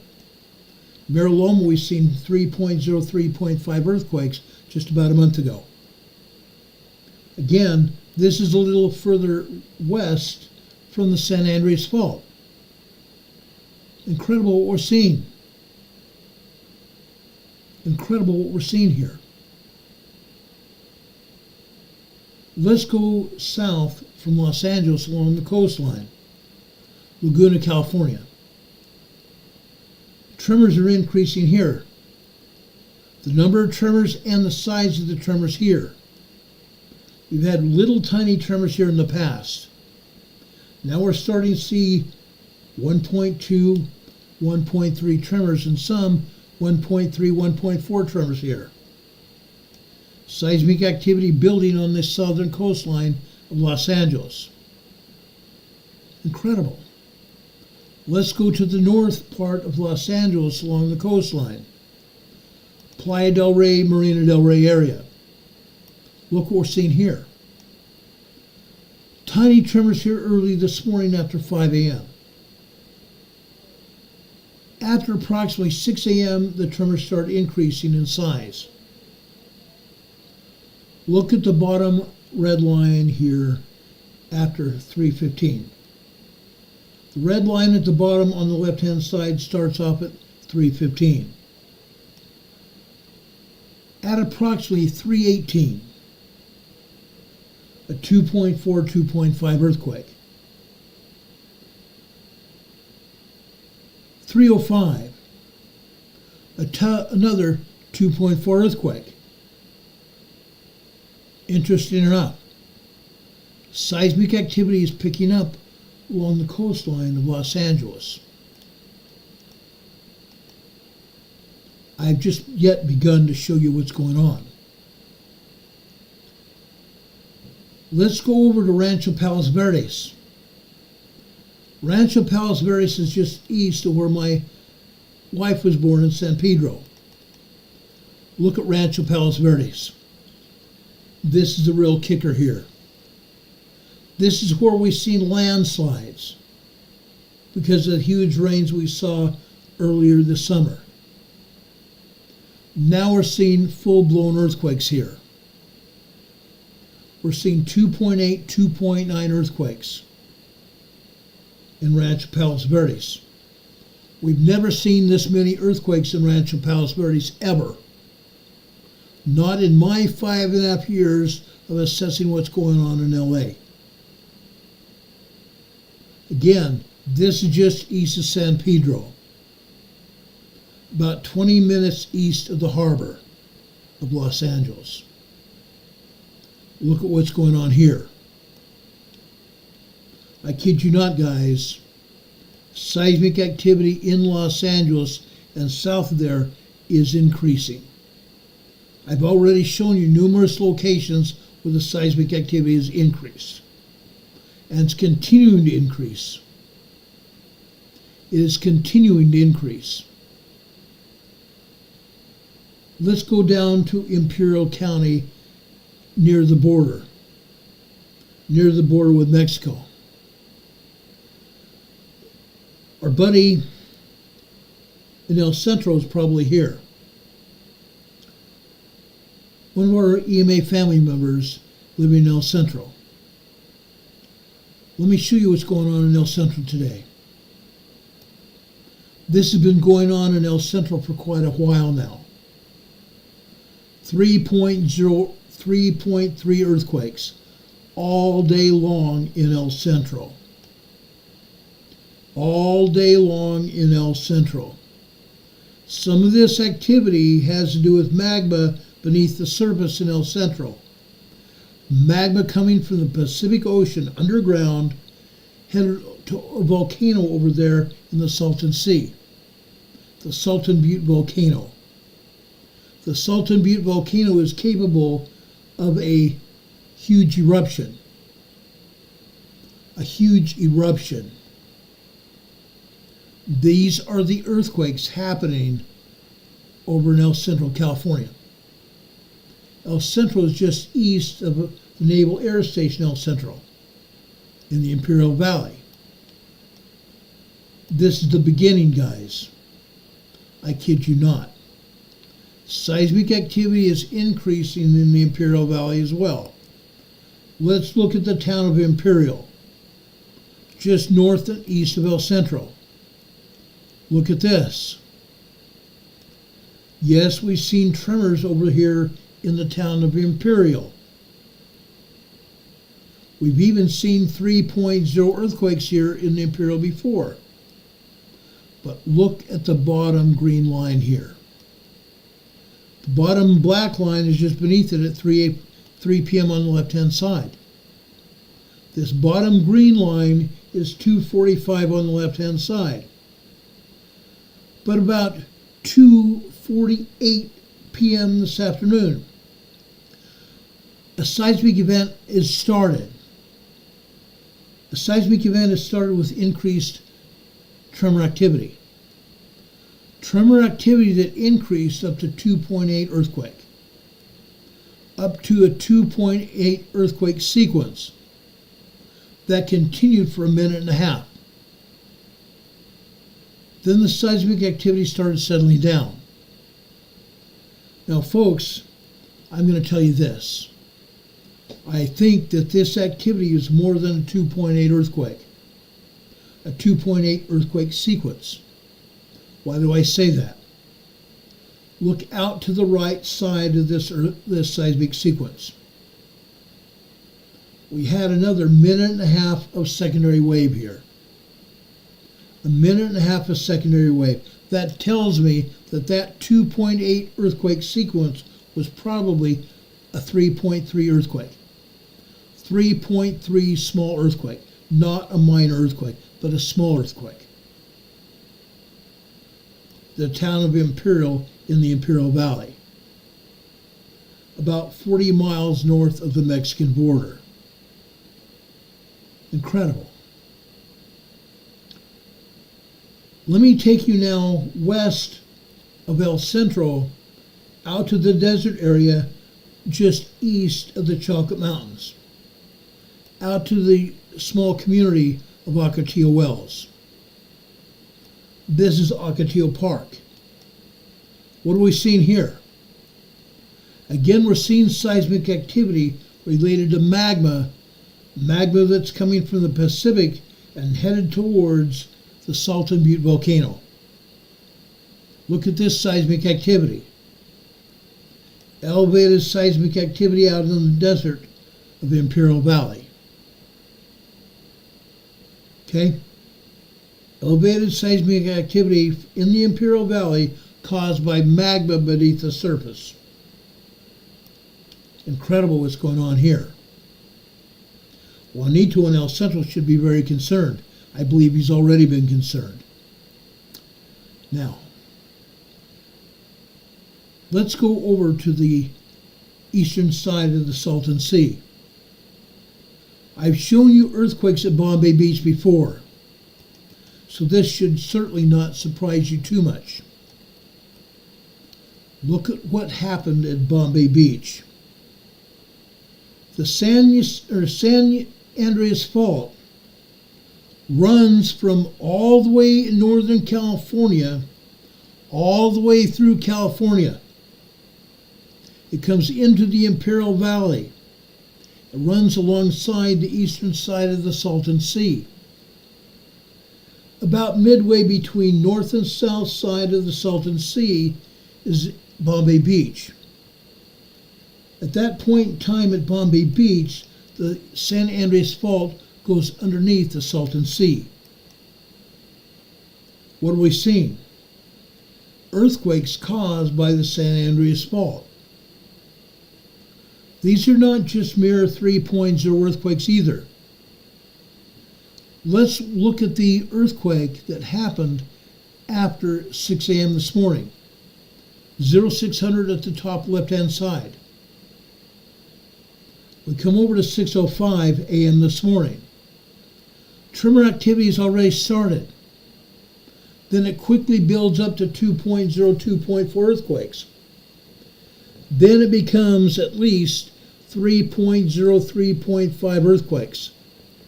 This earthquake sequence lasts nearly 3 minutes. This earthquake sequence lasted near 3.5 minutes. The top and the bottom of this earthquake sequence was cut off, sliced off by the agency, not wanting to alarm anyone exactly what is going on here in Bombay Beach, in the Imperial Valley. They cut off the top and the bottom of the sequence. I believe that these earthquakes are actually 3.5, possibly even as high as a 4.0 moderate earthquake. A 4.0 moderate earthquake. We've seen those here also here at Bombay Beach. You see these other earthquake sequences here? You need to be very concerned. Let's look at the bottom line here. Specifically because you can see the distinct edge of the seismic activity has been cut off at the top and the bottom here again. By themselves, this sequence would look like a 3.0 earthquake, straight across. Multiple 3.0 earthquakes continuing for a full minute and a half. But again, this seismic sequence was cut off. The agency does not want us to know how strong this earthquake sequence was. Heck, they did not even report these earthquake sequences on the USGS map. They're hiding the information. Hiding the information. This sequence here that happened after 1:30 p.m. this afternoon started happening at 1:34 this afternoon, I believe was a 4.0 moderate earthquake. 4.0 moderate earthquake.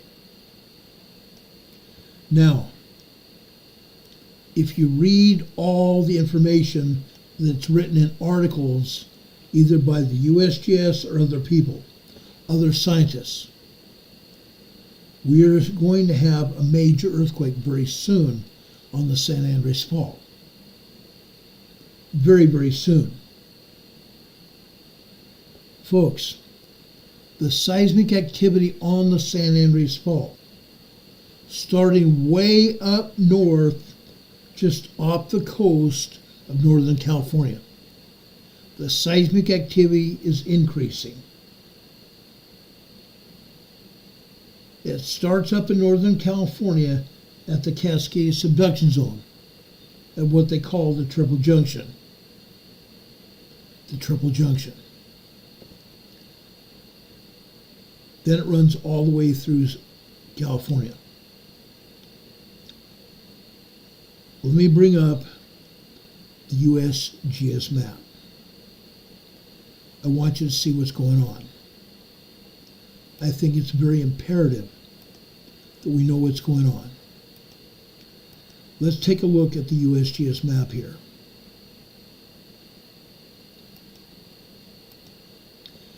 This is the USGS map. Okay? Yes, at the top of this right here, it shows Canada here as well. But what I'm going to show you here is a lot more than that. Okay? Let's start up here in the Pacific Northwest. Earlier this week we talked about the Pacific Northwest, the volcanoes and such, the Cascade subduction zone. This earthquake is a 2.7 minor earthquake in Friday Harbor, Washington. Friday Harbor, Washington, the Puget Sound area, guys.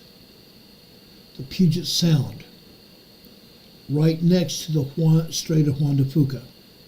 The waterway coming off the Pacific Ocean here is the Strait of Juan de Fuca. This is a 2.7 earthquake. Just east of this earthquake is also 1.2 tremor. Seismic activity is picking up here in the Pacific Northwest, in accordance with the Cascadia megathrust earthquake that's getting ready to happen here, which is probably going to happen within the next 5 years here, just off the coast of Seattle, Tacoma, Washington. Let's go further south. Here you see the Cascadia subduction zone running parallel to the western coast of the United States, and Canada for that matter. The Cascadia subduction zone comes down here to Northern California. We're not seeing any earthquakes right now on the map. However, this morning there were earthquakes listed. Minor 2.7, 2.4, 2.5 earthquakes. They've since been taken off the map.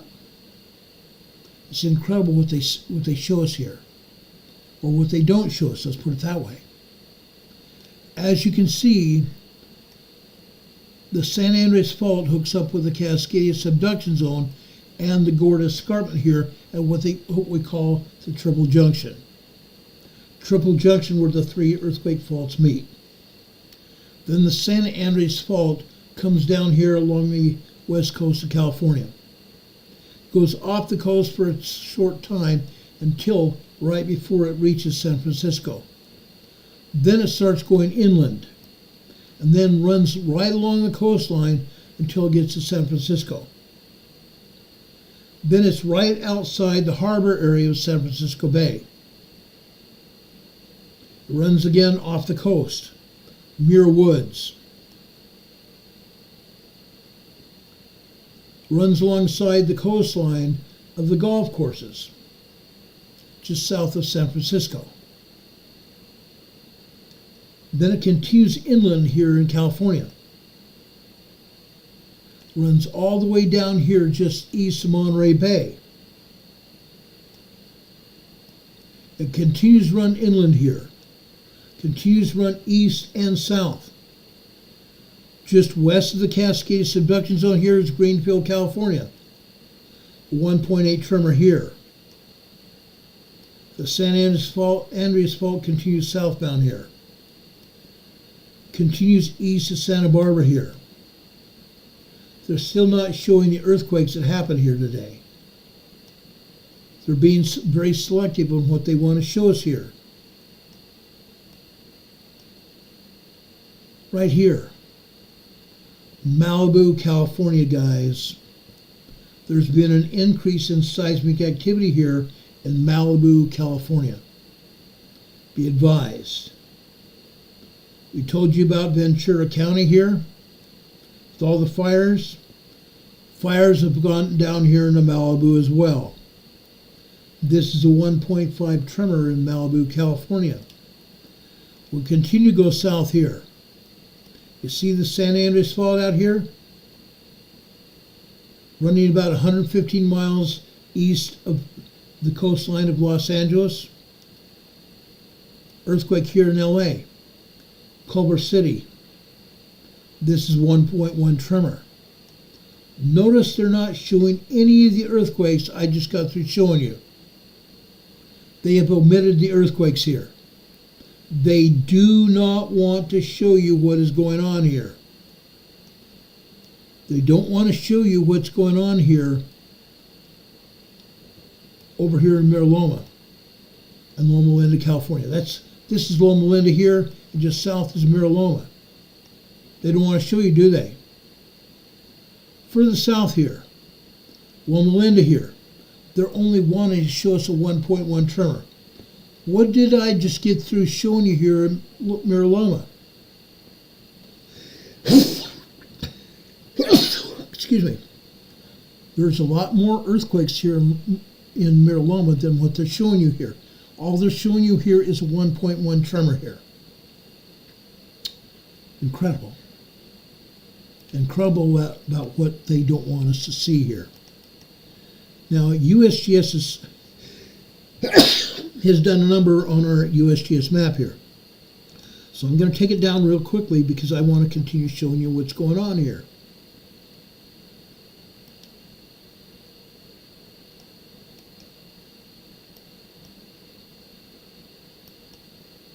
I'm going to take it down and put it right back up here.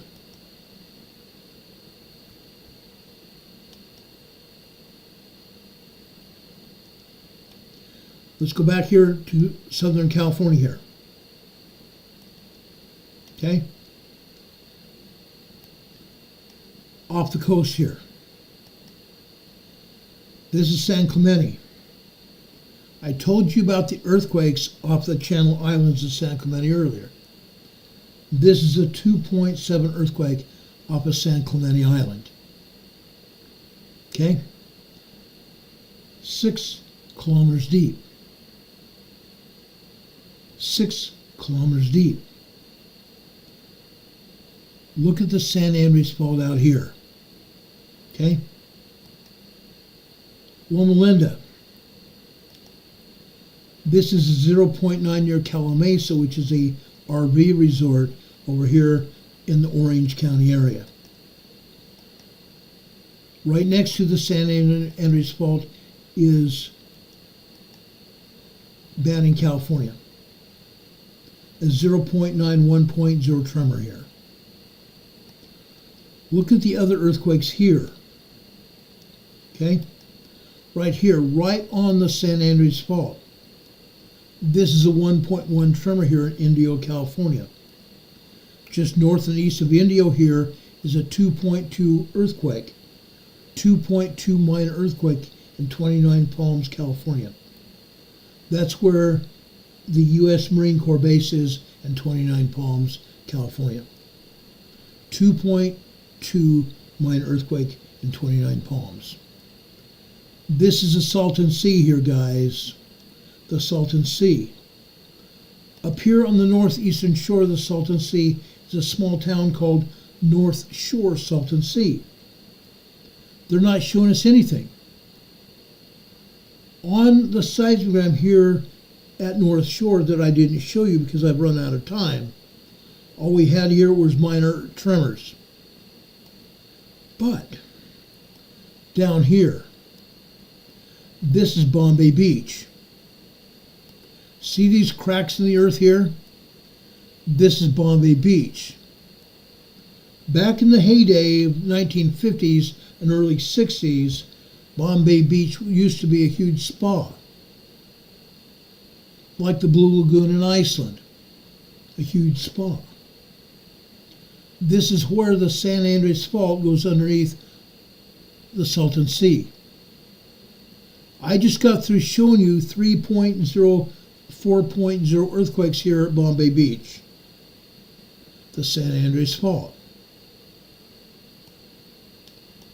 Continuing, we come down here to the southern side of the Salton Sea. Right here is where the San Andreas Fault comes out from underneath the Salton Sea. We have tremors here at Calipatria.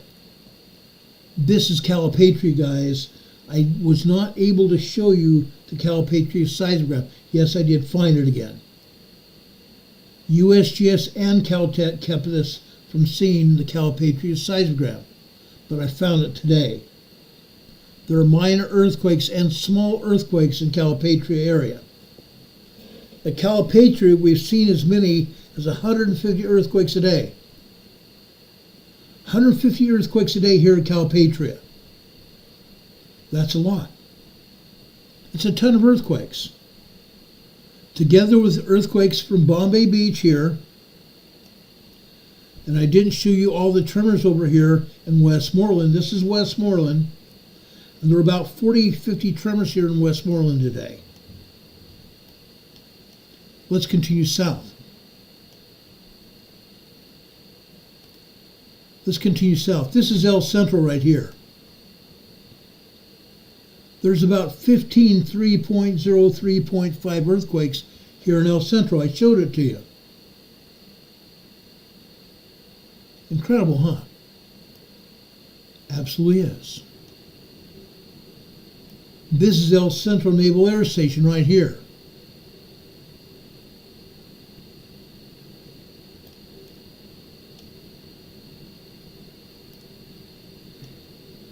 Right here. This is the town of Imperial, where we also saw some 2.8, 2.9 earthquakes here this afternoon. Incredible. This is also where the San Andreas Fault cuts through the Imperial Valley here. The San Andreas Fault comes out of the Calipatria area and makes a southwesterly turn until it gets midway between the western side and the eastern side of the Salton Sea. At this point in time, the San Andreas Fault takes a southern route, cuts through the Imperial Valley, through the town of Imperial here, and continues south here. Let's look at these earthquakes here. This is Holtville, California, guys. This is where the Salton Sea Desert Research Station is here in Holtville. This is a 1.6 tremor here. This is a 1.7 tremor. And this is a 1.6 tremor here in Holtville. Well, guess what? I forgot to put up the Holtville seismogram. Guess what, guys? There were 42 tremors here and 5 earthquakes. 42 tremors and 5 earthquakes here in Holtville. Are they showing all the earthquakes here in Holtville? Heavens no. They don't want anybody to see exactly what's going on here. Heaven forbid. Now, there are other earthquakes here as well. Other earthquakes over here in the Gulf of California between the Baja California and mainland part of Mexico. Let's go further south here. I want to show you this large 5.0 earthquake off the southern coast of Mexico. Off the southern coast of Mexico. Well, guess what? Guess where the San Andreas Fault comes down here? Comes down here. This seismic energy is moving north. It's going to move north. It's going to come up here into the Gulf of California. And at some point in time, it's going to come up here into the great state of California. Right now, we have a lot of energy compacted up here in Southern California. It's halted here. At some point in time, the energy is going to pop, and we're going to have a major earthquake here in Southern California, either in the Imperial Valley, San Diego, or the Los Angeles area. Guaranteed it's coming. It's coming, guys. Beware. It's coming. We've had 14 earthquakes here in South America. They're showing one lousy earthquake over here in Tarapacá, Chile. Olague, Chile, a 4.3 moderate earthquake. There are 4 or 5 moderate earthquakes. There's a dozen small earthquakes, and there's another dozen minor earthquakes here along the coastline of Chile, Peru, Ecuador, and Colombia. And by the way, over here in Colombia, northern Colombia right here, guess what? We have a volcano. Nevado del Ruiz is erupting. Huge eruption happening. The whole town surrounding Nevado del Ruiz had to be evacuated. Nevado del Ruiz has been erupting for several days now. Incredible. What an eruption there. Let's go over here into the Indian Ocean area, southern Sumatra. Today over here in southern Sumatra we had another 5.1 earthquake. Just along the coastline of southern Sumatra, a large 5.1 earthquake. This is a fairly shallow quake of 86 kilometers deep. An aftershock of a 4.3 earthquake happened here. Okay? Again, they're not showing us all the earthquakes here in Indonesia. Heaven forbid they could be truthful. 18 earthquakes here in Indonesia alone. Over here, Eastern Java, a 4.5 minor moderate earthquake here. This 4.7 over here in northeastern Indonesia here. 4.7 earthquake near Labua, Indonesia here. This is 38 kilometers deep. They're not showing any earthquakes at all here in the Philippines. By the way, a great big huge Category 3 typhoon has hit the Philippines. A Category 3 typhoon has hit the Philippines. Incredible. By the way, I forgot to tell you about Hurricane Sarah over here in Central America. Hurricane Sarah's right here, hitting the Honduras in the Yukon Peninsula. A Category 3 hurricane. A Category 3 hurricane in the Honduras here. This whole area is being affected by the extended clouds away from the hurricane, the outer bands of the hurricane, all the way out here to Jamaica, all the way out here into northern Cuba. Incredible. Incredible. Now, off the coast of Florida, off the coast of U.S. British Virgin Islands, we have some heavy-duty tropical depressions out here. Right now, we do not expect them to become anything more than a possible tropical storm, but we don't know. We're going to keep an eye on that. We're going to keep a very close eye on that.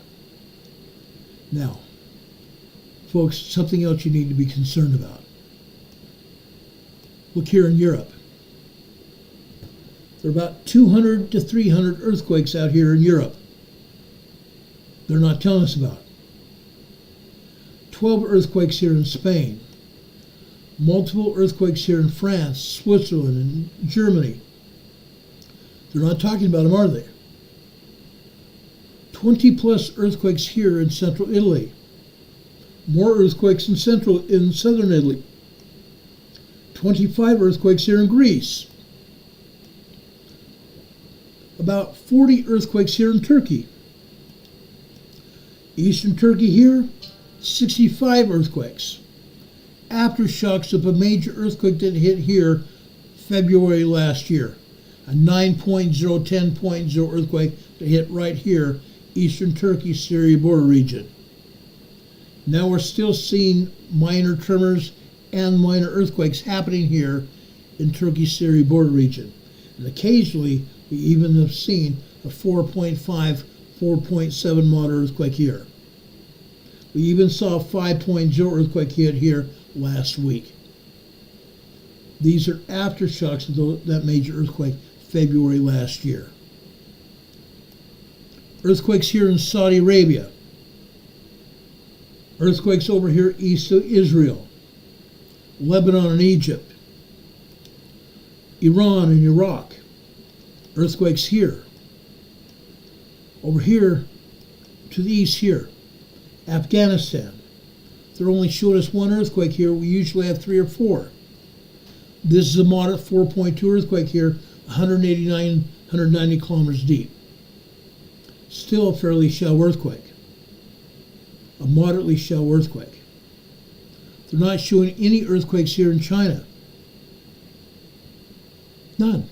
There are. They're not showing them to us. Why not? Going over here, south of Japan. Hirara, Japan. This is a moderate 4.3 earthquake. 207 kilometers deep. Moderately deep earthquake. Off the northeast coast of Honshu. Another 4.7 earthquake here. 89 kilometers east-southeast of Ofuatu, Japan. A 4.7 earthquake. Adak, Alaska today. Another large 5.1 earthquake. That large seismic energy is continuing over here into Alaska as we speak. The seismic energy is going to go east along the Aleutian Island Fault Zone into Alaska. Alaska, you folks need to be ready for an earthquake. It hasn't happened because there's a lot of seismic energy built up here in the Gulf of Alaska. Just like we have seismic energy just off the coast of Seattle, Tacoma, Washington. It's about ready to bust. Okay? Another earthquake just happened, this red earthquake here. It's another 4.7 earthquake here. 4.7 moderate earthquake here. Do you guys have any questions for me?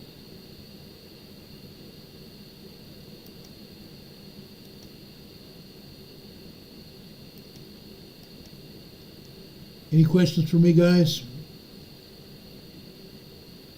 I am Planet Hermit says, where did my comment go? I don't know.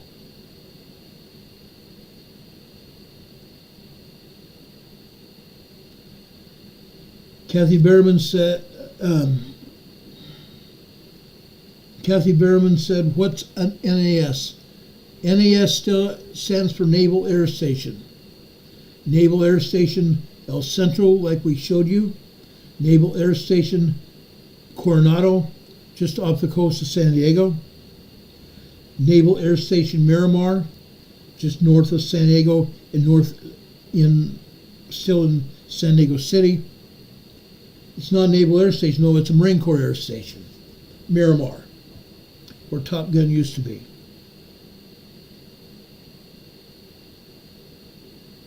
Now I want to show you what's going on. You have a right to know. You folks in Europe have a real right to know. But folks, things are happening, and they're going to continue to happen. USGS is hiding a lot of seismic energy. If you want to find out what's happening in Europe, you have to go to the European agency, which the abbreviation is EMSC. If you go to EMSC.org on the internet, you can find all kinds of earthquakes in Europe, literally.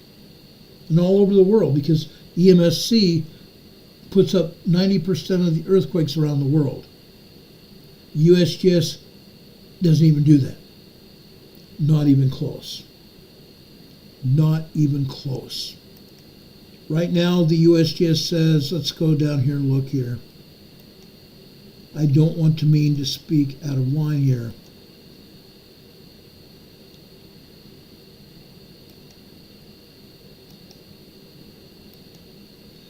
But today the USGS is saying there's 219 earthquakes worldwide. I call BS. I call BS. Just in Southern California alone. In Southern California alone, there's probably 500 earthquakes. Southern California alone, Los Angeles, San Diego, and the Imperial Valley.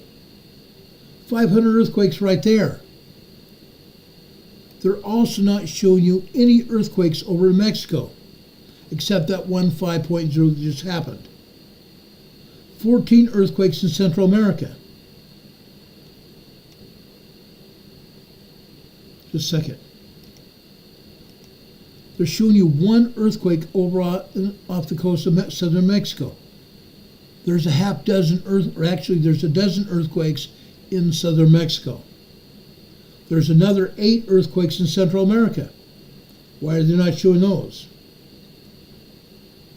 There's 18 earthquakes in Southern America, South America. Not showing those. Why are they not showing all those earthquakes in Europe or the Middle East? Why? Inquiring minds want to know. They don't want to be responsible for anything. Heaven forbid. Heaven forbid. One day it's going to happen. One day there's going to be a massive amount of people killed. And then people are going to wonder what happened here. Beth is in the chat and is asking a question. In your opinion, is the earth shaking more this year than last? Yes, it is. It absolutely is. I've seen it happen. Sometimes more than others, but yes, the earth is shaking more now than it ever has. That's a great question. Thanks, Beth. Appreciate that. Renee Sevi says an ethics committee is investigating the allegations of sexual misconduct by Matt Gaetz. Well, guess what? The ethics committee can do anything they want. The ethics committee is run by a bunch of Democrats. Well, guess what? The ethics committee has already investigated Matt Gaetz several years ago. It came to be that Matt Gaetz hadn't done all the things that they had accused him of. Go back and look at the history of Matt Gaetz. You're going to find out that he was already investigated and they didn't find what they were looking for. I Am Planet Hermit says, is Popocatépetl acting frisky again? Yes. Popocatépetl in southeastern Mexico, southeast of Mexico City, is in the process of erupting again. It's almost erupting every day. It calms down for a day or two, and then it blows up again. Popo, as they call it, or Popocatépetl, has been erupting straight for about 3 years now. It simmers down for a few days and then erupts again and again and again and again. Fuego volcano in Guatemala south of there and Santiaguita volcano are both erupting in Guatemala. Crazy. Crazy. And also, Renee Sevi says CBS 19 television's reporting that. Do I trust CBS News? Not on your life or mine. I don't trust CBS News further than I can throw them. And believe you me, I would love to throw CBS News in the trash. I used to love CBS News, guys. I used to love CBS News. But their news reporting has gone off the deep end. They have no clue what they're doing. Their allegations leave much to be desired. They've only gone after Matt Gaetz because he was nominated by President Trump to take over the Justice Department, away from Mr. Gerlich, who should be sent to jail. He should be sent to jail. The U.S. Attorney General should be sent to jail. He's a former judge. But the things he's been doing is illegal. Actually, is or is not right, are illegal. The things that the U.S. Attorney General has been doing are illegal, period. Unreal what he's been doing. Now, when Matt Gaetz gets sworn in as Attorney General, you're going to find all kinds of allegations come up against people for sex trafficking and other things have gone on. Also, he has said, along with President Trump, they're going to go after people that went after President Trump illegally. Look out. That's why they're going after Matt Gaetz right now.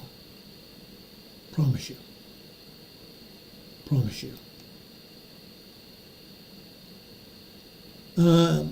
Planet Hermit says Campo Flegrei over in Italy is jumping again too.